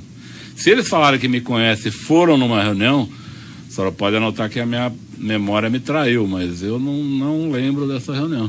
Lembrei de todas as outras que eu fiz dezenas de reuniões sobre esse assunto, mas essa eu realmente não me lembro. E acho estranho, veja, toda reunião que a senhora vê aí no processo, toda reunião que marca comigo, tem ou o Brani ou a Rita, minha secretária, marcando a reunião também. Não é? Não tem segredo em termos de marcação de reuniões. Essa não tem. Ocorreu algum problema, que eu não sei qual é. Talvez a Terra não tenha ocorrido. Eu realmente não me lembro. E o senhor esteve Se a senhora tiver a razão que lhe leva a perguntar, se eu puder esclarecer de outra maneira que não seja a reunião, eu estou totalmente à sua disposição. Eu não quero esconder nada, mas eu realmente não me lembro dessa reunião e não me lembro de ter conhecido Paulo Melo ou Rodrigo Salles. E com relação a Demerval Guzmão, o senhor esteve com ele? Nunca ouvi. E com relação à aquisição em nome da empresa DAG? Foi o Marcelo que me falou que faria assim. Por que ele me falou que faria assim? Ele falou, porque foi quando eu propus a ele, não faça em nome do primo do Bunlai, não tem nada a ver, quer dizer, nós vamos ter um problema depois. A Odebrecht vai estar comprando um prédio em nome do primo, do amigo do presidente, que depois vai ser passado para o presidente. Isso aqui está virando uma confusão primária. Aí o Marcelo falou que não faria em nome do primo do Bunlai, mas que faria em nome de um amigo dele, que tinha uma empresa, tudo. Eu não conhecia DAG ou Demerval, mas ele falou esse nome, ele falou na época. Foi nesse momento que eu falei, por que você não compra pela Odebrecht? O prédio doa o prédio. A Odebrecht doou o prédio para o Instituto depois, não é o melhor, seria melhor doar recursos, mas pode doar um prédio, não é ilegal. A ilegalidade estava antes, não estava ali. Mas ele falou nesse momento, ele falou que não queria pôr o nome da Odebrecht nesse projeto. Foi o que ele me disse. E com relação à questão do apartamento comprado em nome de Glaucus, o seu conhecimento, que o senhor já relatou, poderia explicar? Eu tive 2 episódios que me falaram desse apartamento, não mais. Um foi o Bunlai. Quando o Bunlai me falou que ia pôr esse prédio em nome do primo dele, ele me explicou essa presença do primo, que eu nunca tinha ouvido falar, o senhor Glauco Costa Marques, que eu não conheço também, mas ele me falou que ia pôr em nome desse primo, porque ele já estava, ao mesmo tempo, cuidando de outros assuntos imobiliários, inclusive do apartamento vizinho do presidente, coisa que eu nem sabia o que era. Quando eu voltei ao presidente, perguntei a ele, que história é essa do seu apartamento vizinho, que o primo do Bunlai falou que está comprando? Eu falei, não, esse apartamento, a segurança da presidência da República está alugando, por razões de segurança. Me pareceu uma coisa normal isso. Mas eu estou gostando da ideia de ter esse apartamento, eu vou tentar comprá-lo. O presidente Lula me falou isso em 2010. Nunca eu vinculei essa compra com esse processo. Isso na minha cabeça não tinha. O senhor sabia que esse imóvel estava em nome de Glaucus da Costa Marques? Esse imóvel vizinho? Sim. O Bunlai me falou que era ele que ia viabilizar a compra. E o senhor soube a forma como foi pago? Não. O senhor soube se com relação a um valor mencionado no processo, a uma transferência de R$800 mil a Glaucus da Costa Marques? Isso. O senhor teve conhecimento desse fato? Tive pelo processo apenas. Antes eu não tive. Repito a senhora, o Bunlai me falou dos 2 prédios ao mesmo tempo, por isso eu supus que tinha alguma relação. Ele falou, meu primo está cuidando de assuntos imobiliários, meus, do presidente, do Instituto, porque ele cuida de assuntos imobiliários, ele está inclusive resolvendo o problema do apartamento de São Bernardo, que eu não sabia o que era, e do terreno, do prédio. Aí eu perguntei para o presidente Lula, que apartamento é esse de São Bernardo? Ele me contou, é o meu vizinho, que a segurança da presidência da República alugou por razões de segurança, mas que eu, como tenho 5 filhos, e aí o apartamento do presidente é pequenininho, né? Apesar de ser uma cobertura em São Bernardo, é pequeno. Então ele achou que ele estava pensando em comprar esse outro para ter um espaço melhor ali. Me falou que estava com intenção de comprar. Dias depois que o Bunlai tinha me dito que o Costa Marques estava tentando viabilizar a compra desse apartamento. Isso é o que eu sei. Agora, que uma coisa tinha relação com a outra, eu não sabia. Eu só soube porque ele me falou ao mesmo tempo. Mas a questão de pagamentos eu nunca acompanhei. E sobre celebração de contrato de locação entre Glaucus da Costa Marques e o presidente? Marisa? Nunca soube. Nunca vi nenhum comentário sobre isso. O senhor iniciou a mencionar ao juízo que PRC tinha uma dupla função. O senhor pode explicar? O senhor disse o Paulo Roberto Costa. Eu parei no meio nessa coisa. Não, o problema é o seguinte, o Paulo Roberto Costa, ele foi uma pessoa indicada pelo PP e por pessoas da Odebrecht ligadas à Braskem, porque a Braskem tinha dificuldade de resolver os problemas de nafta na Petrobras. Então ela também participou da mudança dessa diretoria junto com o PP. Mas depois de um tempo, o Paulo Roberto teve uma doença muito grave E o PP começou a buscar uma alternativa ao nome deles. Isso causou um mal-estar entre eles. O Paulo Roberto voltou depois, vamos dizer assim, com uma tripla relação. Ele passou a ter uma relação com o PP, com senadores do PMDB e com o PT. Mas se o senhor pudesse esclarecer um pouco mais com relação a essa dupla função, o senhor se referiu a resolver problemas de que natureza? É que ele tinha uma relação específica com o PP, até essa doença dele. Depois dessa doença, ele voltou à diretoria, aí já essa volta dele se dá numa relação que ele restabelece não só com o PP, mas com pessoas do PT e com pessoas do PMDB. Eu não fui claro, doutora? Desculpa. A referência que o senhor fez a Braskem, eu não compreendi. Não, a Petrobras, o segundo assunto, além da estatização da Braskem, que tinha no começo do governo Lula, eram as negociações da NAFTA com a Petrobras. A NAFTA é um insumo essencial. Mas assim, daí, desculpe, doutora, eu interromper, mas eu estou... em relação à nomeação de Paulo Roberto Costa, em que contexto ocorreu? Na verdade, os diretores da Braskem tinham dificuldades de negociar com o diretor anterior, que chamava Rogério Manso. Então, de certa forma, a Petrobras, a Braskem e a Odebrecht, vamos dizer, participaram do esforço da substituição dessa diretoria. O senhor acompanhou esse episódio? Acompanhei. Não, eu não tinha mando sobre ele, mas eu soube o que estava acontecendo. Foi na condição de ministro da Fazenda. E de integrante do Conselho de Administração da Petrobras? O senhor esteve no Conselho de Administração da Petrobras em que período? De começo de 2003 até março de 2006. Então o senhor participou dessas nomeações no âmbito da Petrobras? De Paulo Roberto Costa, também, de Renato Duque? Também.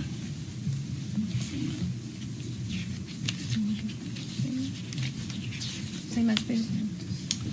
Eu vou seguir aqui na ordem alfabética do anúncio, então eu passo primeiro a palavra para o Branizado Contica, a defesa.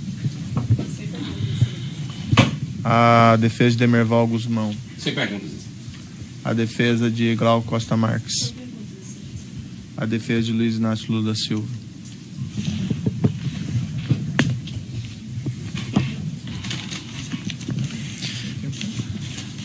Senhor Antônio Palocci, boa tarde.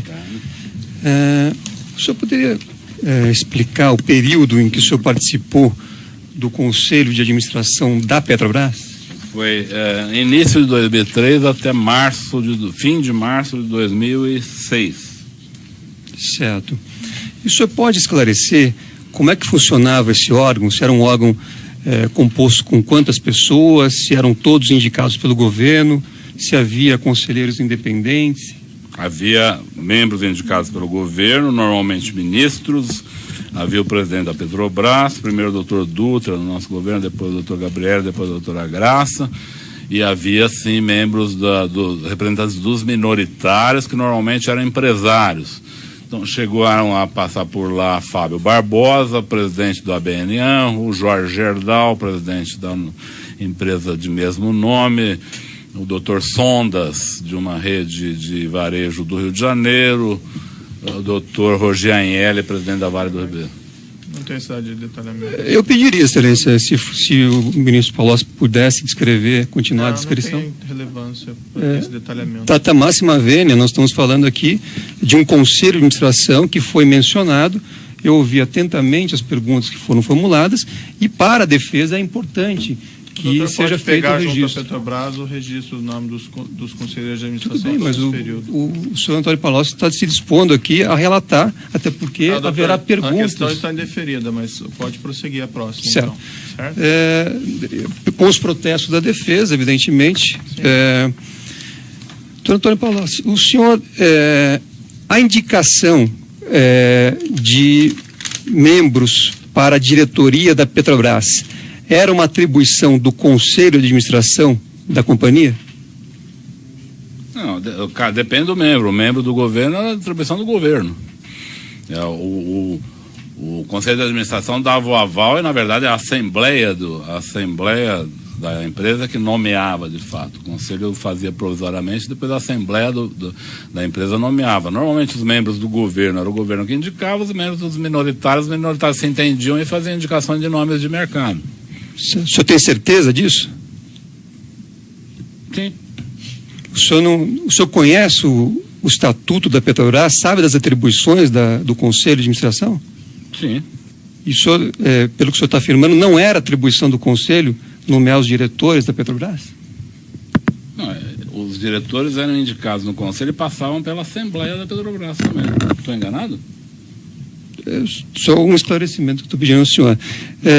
Posso estar enganado. Em relação aos nomes de Paulo Roberto Costa, Nestor Severo, Renato Duque, eles foram indicados e nomeados por unanimidade pelo Conselho de Administração ou houve divergência em relação a essas nomeações? Não lembro de divergências. Então, também os conselheiros nomeados pelos minoritários e funcionários aprovaram esses nomes? Acredito que sim, não me lembro de divergência. Correto. Além dessa nomeação de diretores, o Conselho também examinava contratos que eram firmados pela empresa a partir de um determinado valor? Sim. Tinha limites de valor, abaixo dele o Conselho não tomava conhecimento, acima dele o Conselho tomava conhecimento. Correto.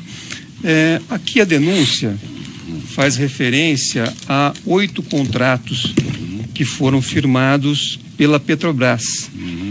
Eu não sei se o senhor tem conhecimento desses 8 contratos, mas eu vou apenas para lembrá-lo.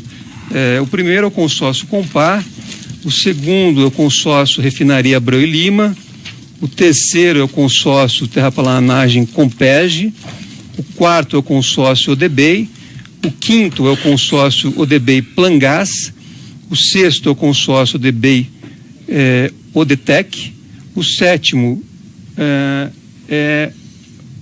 o sexto é o consórcio Odebei Flé, o sétimo é o consórcio Odetec e o oitavo é o consórcio Rio Paraguaçu.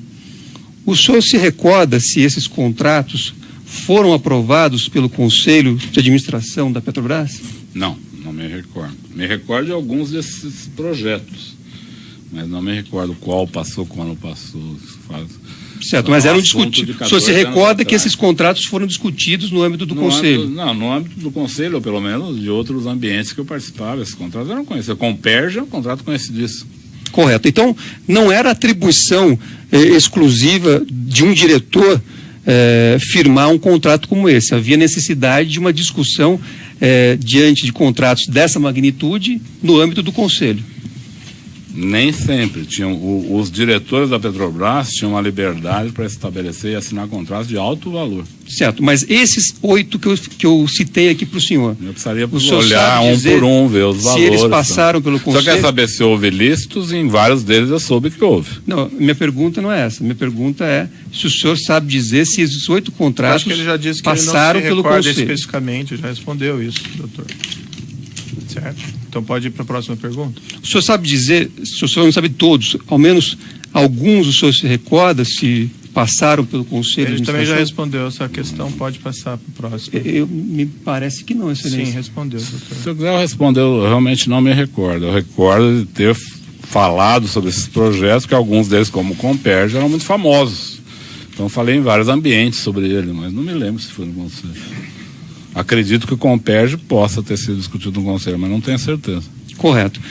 O senhor, como membro do Conselho de Administração da Petrobras, o senhor se recorda das estruturas de controle que a companhia dispunha à época em que o senhor participava? Sim. O senhor pode descrever, ainda que objetivamente? Existiu o Conselho Fiscal, existiu um conselho nomeado por nós, do próprio Conselho de Administração, presidido pelo Fábio Barbosa, que fez um trabalho específico de fazer uma avaliação mais profunda sobre os procedimentos internos da empresa, o sistema de compliance e sugestões para melhor adequar a empresa. Isso existiu. Correto. E esses contratos aqui foram objeto de análise desses sistemas de controle também? Não necessariamente. O senhor sabe dizer se algum deles foi? Não sei dizer. O senhor sabe se a Petrobras dispunha de auditorias internas e auditorias externas? Sim. E alguma vez o senhor sabe se foi apontado por essas auditorias qualquer ilícito em relação a esses contratos? A esse que o senhor se referiu? A esses 8 contratos que são objeto da ação penal. Não, nunca vi. Correto. Com relação... O Comperj depois ficou um contrato famoso pelo ilícito. Né? Certo, mas... Ele ganhou fama pelo ilícito, não pelo que ele realizava. Certo, mas o senhor sabe se, durante o período que o senhor estava lá, se as auditorias fizeram algum questionamento em relação a esses contratos? Não me lembro. O senhor se recorda, como membro do governo, se a partir do início do mandato do ex-presidente Lula, a Controladoria Geral da União foi efetivamente implantada e foi dada a ela a competência para também fiscalizar a Petrobras? Ela foi, de fato, fortalecida e ela tinha algumas inserções em relação à Petrobras, isso é verdade. Certo, ela tinha uma atuação também na Petrobras e isso ocorreu no início do governo do presidente Lula.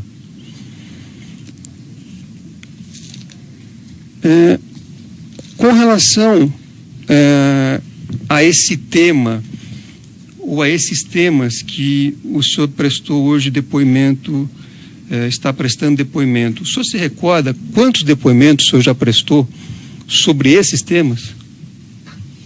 Sobre esses temas? O senhor fez uma explanação aqui inicial, respondendo a perguntas do juízo, a perguntas do Ministério Público. O senhor sabe dizer quantos depoimentos o senhor já foi indagado em relação a esses assuntos que o senhor hoje apresentou? É o primeiro aqui. O senhor nunca tratou da Petrobras, o senhor nunca tratou desses temas? Com o presidente Lula eu tratei de tudo isso que eu falei aqui. Certo. Em outros depoimentos? Não, em outros depoimentos não. Tratei com ele pessoalmente. Não, minha pergunta é a seguinte: o senhor falou aqui de Petrobras, o senhor falou aqui de outros temas relacionados ao governo. Uhum. Esta é a primeira vez que o senhor responde perguntas sobre esses temas, ou o senhor já foi indagado por outras autoridades ou pelas mesmas autoridades em relação a esses temas? Eu estou entendendo a pergunta, desculpa se eu não estou entendendo a pergunta, mas... Eu posso reformular, se o senhor preferir. Do ponto de vista desse conjunto de questões, é a primeira vez que eu sou perguntado, é a primeira vez que eu respondo. Certo. Em relação a essa relação com a Odebrecht, é a primeira vez que o senhor está sendo perguntado? Sobre a relação com a Odebrecht? Isso. Não, já tive aqui num outro processo, falei sobre a relação com a Odebrecht. Certo. E o senhor se recorda se a versão que o senhor apresentou hoje é a mesma versão que o senhor apresentou no depoimento anterior? Não é uma versão contraditória, mas digamos que a versão de hoje é uma versão mais rica. Certo. Em relação ao relacionamento, em particular ao relacionamento ilícito que houve com a Odebrecht. Certo. Eu tenho aqui um depoimento que o senhor prestou na ação penal 50.932-88, em que o senhor também figurava aqui como acusado, e naquela oportunidade o doutor Sérgio Moro, que hoje também fez perguntas ao senhor, fez uma pergunta que foi a seguinte: o senhor tratou de pagamentos, contribuições paralelas não contabilizadas, Caixa 2, com eles, referindo-se ao Odebrecht? O senhor disse: não, eu nunca tratei, doutor, eu nunca operei contribuições, até porque não era a minha função. Se eu fosse, eu teria feito, mas eu nunca operei contribuições. Eu sempre dizia para o empresário: olha, atenda o tesoureiro da campanha. Então, essa foi uma afirmação que o senhor fez na outra ação. Eu quero saber por que é que o senhor mudou a versão hoje e contou algo diferente. Não, eu não mudei, eu nunca operei, eu disse naquela oportunidade que nunca operei doações, continuo a dizer, nunca operei doações, nunca fui buscar dinheiro em empresas, mas sabia que o dinheiro era depositado nos partidos, entregue em malas. Eu não Aqui fiz o essa senhor disse que era para procurar o tesoureiro. Isso. Que o senhor, normalmente era o tesoureiro. Nunca tratei. A frase é nunca tratei. Não o sei senhor se eu neguei. hoje. Pode ser que eu não esteja falando exatamente a mesma palavra. Mas eu digo hoje, eu nunca cheguei para uma empresa e falei, o senhor pode pagar no exterior tal pessoa? Eu nunca falei isso. Porque não me cabia discutir como a empresa ia pagar. Mas eu várias vezes pedi para a empresa, o senhor pode fazer a doação de 50 milhões para a campanha do presidente tal, da presidente tal? Isso eu fiz várias vezes. E sabia que os tesoureiros depois iam lá e faziam pagamento, listos e ilícitos, caixa 1, 2. Muitas vezes era caixa 1 para simular pagamento legal, mas a origem do dinheiro era ilegal. Um exemplo bom é na campanha de 2014. A campanha de 2014 teve duas características. Foi a campanha que mais teve caixa 1 e foi uma das campanhas que teve mais ilicitudes. Certo. Por quê? Porque o crime se sofisticou no campo eleitoral. As pessoas viram que o problema é o caixa 2, então vão transformando progressivamente tudo em caixa 1. Só que a ilicitude está fora do pagamento. É a origem criminosa dos valores. Esse é o ponto. Então isso, a própria Operação Lava Jato já desvendou esse mistério que... Perfeito. Não, eu vou interromper um minutinho para o tamanho do áudio, já voltamos. Então, nessa ação penal 506-31-30-17, continuidade do depoimento do senhor Antônio Palocci Filho, eu devolvo a palavra à defesa do senhor Luiz Inácio Lula Silva. Perfeito. Então, senhor Antônio Palocci, eu vou insistir nessa pergunta porque ela é muito relevante. O doutor Sérgio Moro perguntou ao senhor na outra ação se o senhor tratava de pagamentos, contribuições paralelas, não contabilizadas, caixa 2. O senhor fez uma afirmação aqui muito clara, eu nunca tratei. Então, eu pergunto, o senhor hoje muda a versão por conta da negociação da sua delação premiada? Não, como esclareceu o senhor promotor, doutor Welter, eu não tenho um acordo de delação premiada. O senhor tem uma negociação em curso? Tenho tratativas, isso é um assunto que está a cargo dos meus advogados, eu confio no trabalho deles, são advogados de alta qualificação, com experiência no setor, e confio que eles estejam fazendo o melhor dentro da lei, olhando maneiras de contribuir com a justiça, que é a minha vontade, e maneiras de obter benefícios, que também é minha vontade. Estou falando claramente que quando o doutor Sérgio me perguntou se eu ia falar, eu disse a Vossa Excelência que ia falar. Eu desejo falar, eu prefiro falar. Acho que há um conjunto de situações que a Operação Lava Jato identificou, que eu confesso para o senhor, doutor, né, por um tempo tentei ajudar que essas investigações não andassem. Hoje eu acho que melhor que elas se esclareçam e a gente tente com isso melhorar as coisas. Estou fazendo isso dentro daquilo que eu li da lei, que me dá essa possibilidade e que me garante objetivamente, alguns benefícios legais. Então, estou atuando aqui dentro dos parâmetros institucionais que são estabelecidos na lei. Correto. Naquela mesma oportunidade, quando o senhor foi perguntado a respeito de um suposto crédito de 200 milhões, o senhor disse naquela oportunidade o seguinte, isso é a resposta textual do senhor. O presidente Lula me procurou surpreso, estranhando e disse, olha, eu nunca tive conversa desse tipo, não foi uma conversa direta, chegou a mim, eu queria entender o que está acontecendo, do que é que se trata. E aí o senhor disse que por conta desta afirmação, relato textual do senhor, o presidente Lula teria ficado surpreso e estranhado o assunto. Aí o senhor teria ido ao senhor Marcelo Odebrecht e dito, jamais tratamos a relação do governo com a empresa a partir de provisões. O senhor, mais uma vez, quer dizer, como compatibilizar o que o senhor disse no depoimento anterior com a versão que o senhor dá hoje aqui nesta audiência? O senhor poderia especificar o que o senhor achou diferente? O senhor disse aqui no seu relato que o senhor foi chamado pelo presidente Lula e ele disse surpreso, estranhando, algum tipo de referência a um crédito. E o senhor foi tomar satisfação com o Marcelo Odebrecht. Foi o que eu expliquei para o doutor, para Sua Excelência, o juiz Sérgio Moro, agora, há poucos minutos. A relação com a Odebrecht não se dava dessa maneira. Por isso ele ficou surpreso com a forma com que o Emílio abordou no final de 2010. Não foi para oferecer alguma coisa, doutor, foi para fazer um pacto, que eu chamei de pacto de sangue, porque envolvia um presente pessoal, que era um sítio, envolvia o prédio de um museu, pago pela empresa, que envolvia palestras pagas a R$200 mil, fora impostos, combinadas com a Odebrecht para o próximo ano, várias palestras. E envolvia uma reserva de R$300 milhões. Certo. O presidente Lula me procurou, eu ficaria surpreso também, eu não estranhei a surpresa do presidente, mas ele não mandou eu brigar com o Odebrecht, ele mandou eu recolher os valores. Correto. Só para lembrar, essa conversa que o senhor afirma ter ocorrido entre o ex-presidente Lula e o senhor Emílio Odebrecht, o senhor não estava presente? Não. Certo. Eu esclareci que quem me contou essa conversa foi o presidente Lula na manhã seguinte. Correto. E o Marcelo Odebrecht, quando eu falei com ele, confirmou que ele tinha pedido para o pai dele falar. Ele só teve divergência de valores. Ele falou, não é 300 milhões, meu pai se enganou. 300 é a soma daquilo que foi dado com aquilo que ainda tem disponível. E o pai do Marcelo, seu Emílio, disse ao presidente Lula que 300 milhões é o que estava disponível naquele momento. Então havia entre eles uma divergência.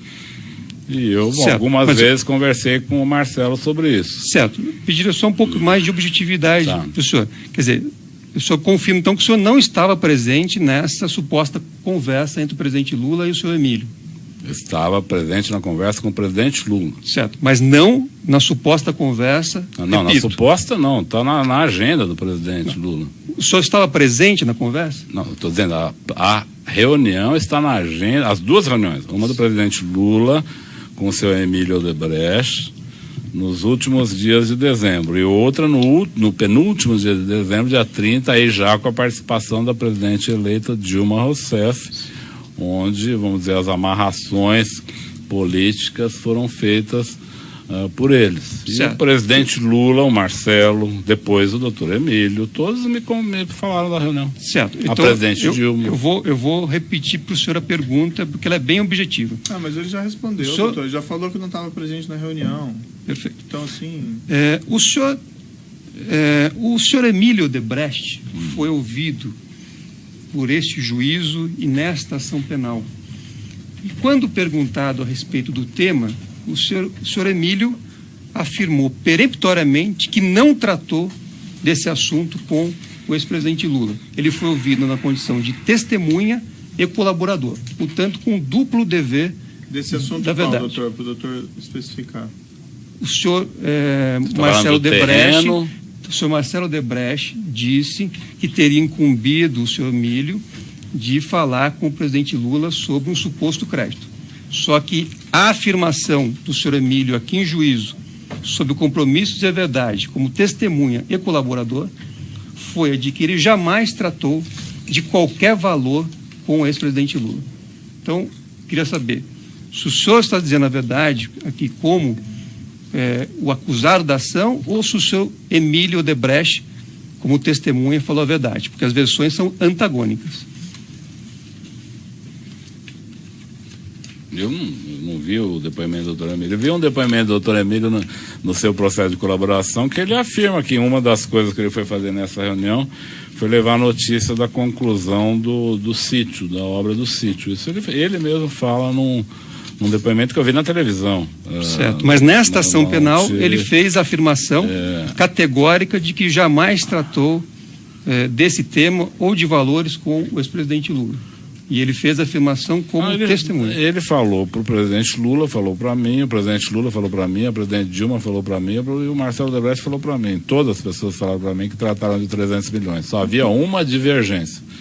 Se eram 300 milhões disponíveis, ou, segundo o Marcelo, que era um pouco mais contido nesses valores, que os 300 milhões não eram disponíveis. Eram 150 milhões disponíveis, 150 milhões pagos. E eu que não queria ter contas com a Odebrecht. Insisto, doutor, não por santidade. Eu achava que não devia ter conta corrente, eu achava que devia continuar uma relação de confiança, onde a gente buscava os recursos quando era necessário. Eu tinha essa posição, essa postura. Assim como no terreno, eu não queria fazer aquela compra toda complicada, eu queria fazer uma compra simples, mas queria fazer. Foi esclarecido. Certo. Mais alguma pergunta? Sim. Então, quero dizer, o senhor Emílio teria mentido no depoimento que prestou perante esse juízo? Eu não vi o depoimento, doutor. Eu não posso dizer se ele mentiu, se não mentiu. Ele pode ter esquecido. Certo. Não acredito que ele tenha mentido. Perfeito. Mas provável que ele tenha esquecido, ele tenha se confundido a reunião, porque não era isso que eu quero lhe dizer. E eu já disse aqui, não era prática, doutor Emílio, tratar de reservas de recursos com o presidente Lula. Não era prática. Eu tive em dezenas de reuniões com eles, esse assunto não era a pauta das reuniões, mas nessa foi. Esse foi o espanto do presidente Lula. Não o espanto de ter disponível 300 milhões. Ele gostou disso, tanto é que na segunda vez falou que o doutor Emílio tinha confirmado os 300 e que poderia ser mais, para eu cuidar disso. Não é para cuidar do espanto dele, é para cuidar do dinheiro. Certo. Mas eu reforço aqui o depoimento que o doutor Emílio deu e... Doutor, daí para questionar o depoimento do acusado aqui, pode ser confrontado depois, mas ele não pode responder pelo depoimento do outro, do que o outro falou, que o outro não falou, se o outro mentiu, se o outro falou a verdade ou não. Então vamos adiante. Correto. O senhor sabe dizer qual era o relacionamento do senhor Marcelo Odebrecht com o ex-presidente Lula? O senhor sabe dizer se eles tinham um bom relacionamento ou não? Normal, mas pouco frequente. Com relação a esse imóvel da rua Abebeque Brandão, o senhor disse aqui que qual era a vinculação dele em relação ao Instituto Lula? Quer dizer, por que é que a Odebrecht estaria envolvida na compra deste imóvel? Porque o doutor Bonlai e o doutor Roberto Teixeira sabiam que a Odebrecht era uma colaboradora. Colaboradora talvez seja uma palavra... Doutor, desculpa, às vezes eu sou 30 anos treinado para falar dessa forma, mas que a Odebrecht dava propinas frequentes ao presidente Lula e ao PT. Como se tratava de pagamento de uma propina, ela achou que a Odebrecht poderia pagar esse terreno. Eu imagino que seja isso, porque o Bonlai foi falar comigo, não foi para me convidar para visitar o prédio, foi para eu pedir o dinheiro para o Marcelo Odebrecht, porque ele sabia que eu conversava com o Marcelo Odebrecht sobre essas coisas. Certo. E o senhor sabe dizer qual é a relação desse imóvel com esses 8 contratos que eu citei aqui no início das minhas perguntas? Sim. É assim, a empresa trabalha com a Petrobras. A Petrobras dá vantagens para a empresa. Com essas vantagens, a empresa cria uma conta para destinar aos políticos que a apoiaram. O presidente mantém lá diretores que apoiam a empresa, para dar a ela contratos. Esses contratos geram dinheiro, ela faz seus gastos, compra seus presentes, remunera seus diretores, paga seus funcionários e reservam dinheiro. Algumas criam operações estruturadas, outras criam caixa 2, outras criam doleiros. E com esse dinheiro pagam propina aos políticos. Certo. Isso aconteceu. O senhor Marcelo Odebrecht prestou depoimento aqui também antes do senhor. E o senhor Marcelo Odebrecht disse que ele não teve nenhuma participação, jamais negociou esses 8 contratos, jamais atuou. E mais, disse que a compra desse terreno não teria nenhuma vinculação com esses 8 contratos. Então eu pergunto mais uma vez, quem está falando a verdade? É o senhor Marcelo ou é o senhor? O senhor Marcelo não falou exatamente isso que o senhor está falando. E como eu disse, o acusado responde sobre o depoimento dele, os fatos que ele sabe, não sobre o que o outro falou. Mas eu não teria problema. Não, mas eu acho que é inapropriado. Estou à sua disposição. O doutor pode pegar lá no alegações finais, confrontar os depoimentos, questionar, mas que o outro falou, que o outro não sei o quê. Sim, mas foi feita referência, Excelência. E o senhor Marcelo Odebrecht falou alguma coisa um pouco diferente também. Certo, podemos, vamos ser aqui honestos, né? Se o senhor quiser, podemos abrir o depoimento do Marcelo Odebrecht e ver que ele literalmente Qual que é a próxima pergunta, ele doutor? disse que esse ponto da denúncia é incorreto. Certo. Deixa eu lhe falar uma coisa, doutor Zanin. Eu entendo o seu ponto, mas algumas pessoas falam que o dinheiro não é um valor tangível. O dinheiro é um valor tangível, porque a gente pode palpá-lo, diferente de nomes comerciais, tal, que não podem ser palpados. Mas o dinheiro tem valor universal. Então, a empresa não paga propinas com base na obra X, determina a propina ao deputado X. E as obras entram no caixa das empresas e pagam benefícios, às vezes legais, às vezes legais. Aí, a partir disso, tem, pelo menos na minha relação com o Odebrecht e na nossa relação com o Odebrecht, eu identifico todo tipo de situação. Dinheiro legal que foi pago no exterior, portanto, se tornou lavagem de dinheiro. Dinheiro ilegal que foi pago em caixa 1, que se trata de um crime. Certo, então não... Dinheiro legal que pagou por caixa 1, que é legal. Mas não é que isso é intangível, o dinheiro tem valor universal. O que existe de fato é que essas obras e outras foram benefícios que a Petrobras e o governo deram para esta empresa Odebrecht. Com esses benefícios, ela pagou suas obrigações e fez um caixa, anunciado ao presidente Lula, que seria de 300 milhões. E desse caixa foi sacado o dinheiro e comprou este prédio, para dar ao presidente Lula para ele fazer o seu instituto. Um erro aqui. O inquérito está bastante claro. Eu acho que ele está verdadeiro o que ele disse. O senhor, não tem como contestar. O senhor sabe dizer se o Instituto Lula teve, em algum momento, as chaves desse imóvel, teve a posse desse imóvel ou teve a propriedade desse imóvel? Eu trabalhei muito para que não tivesse. A pergunta é, o senhor sabe se em alguma oportunidade o Instituto Lula trabalhei muito para teve que não a posse, a propriedade ou as chaves desse imóvel? Eu lhe respondeu, eu trabalhei muito para que não tivesse, porque eu achei que essa operação foi uma operação muito mal feita. Era uma operação que transformava uma patologia numa fratura exposta. Eu disse ao presidente Lula que ele não precisava criar fraturas expostas. Para se comprar um bem, não precisa atravessar a rua e se atirar em cima do bem. Você tem maneiras adequadas de fazer, até porque no caso do Odebrecht já tinha um ilícito que gerou recurso. Não precisava mais um ilícito.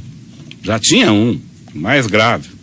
Então ali se tratava de fazer o instituto e o Odebrecht fazer a doação. Seria uma forma mais amenizada, ou pelo menos mais camuflada, pensava eu. O senhor já falou, né? Mais perguntas? A pergunta foi objetiva, eu pediria uma resposta objetiva. Palocci, o que ele perguntou foi se o senhor tem conhecimento, se o Instituto Lula ou o ex-presidente chegaram até a posse desse imóvel na Rádio. Chegaram a visitar o imóvel. Visitar. Posse, chave, não tiveram. Eu nunca vi. Tá.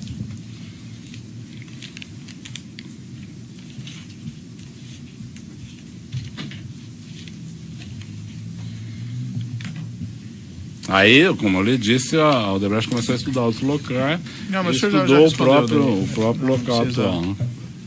Entrar nessa questão. Certo. Não tem mais perguntas, Excelência. Perfeito.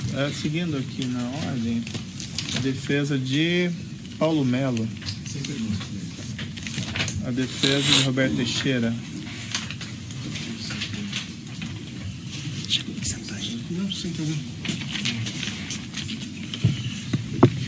Boa tarde, senhor Palocci. Boa tarde. Só para entender bem, que para mim, confesso, não ficou muito claro. O senhor disse que teve, pelo que eu entendi, um único encontro com o advogado Roberto Teixeira, tá certo? Uhum. E se eu entendi bem, esse encontro foi posterior à aquisição desse imóvel pela DAG, é isso? Exatamente. Esse encontro foi aonde? Na casa do presidente Lula, em São Bernardo. Quem que estava nesse encontro? Presidente Lula, Dona Marisa, Dr. Roberto Teixeira, Dr. Zé Carlos Bonlai, eu e Dr. Paulo Akamoto. Acho que não me lembro de outras pessoas. Tá, e nessa reunião, pelo que eu entendi do senhor ter falado, que ficou decidido que não se usaria o imóvel para o Instituto Lula, é isso?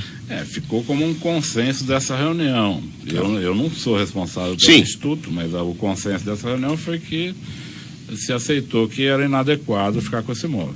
Tá bom. Depois Paulo Okamoto, que era presidente do Instituto, daria sequência às tratativas com o Odebrecht sobre isso, mas a reunião ficou entendido que não era uma operação adequada. Tá bom, estou satisfeito, excelência. A defesa de Marcelo Bahia Odebrecht tem perguntas? Tem perguntas? A defesa do próprio acusado tem alguma indagação? Sim. Me ocorreu aqui que eu acho que eu não dei a palavra para o de acusação, mas teria perguntas? Perfeito. O senhor só pode esclarecer o seguinte: o senhor mencionou numa sua resposta, tentei ajudar a que não andassem as investigações da Operação Lava Jato, juntamente com o ex-presidente? Sim.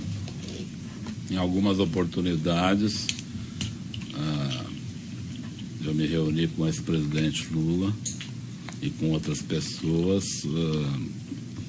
no sentido de buscar, vamos dizer, criar obstáculos à evolução da Lava Jato. Posso citar casos, se o senhor desejar. Vamos deixar isso, não é objeto específico desse processo, vamos deixar então para uma outra oportunidade essa questão. Pode encerrar então a gravação.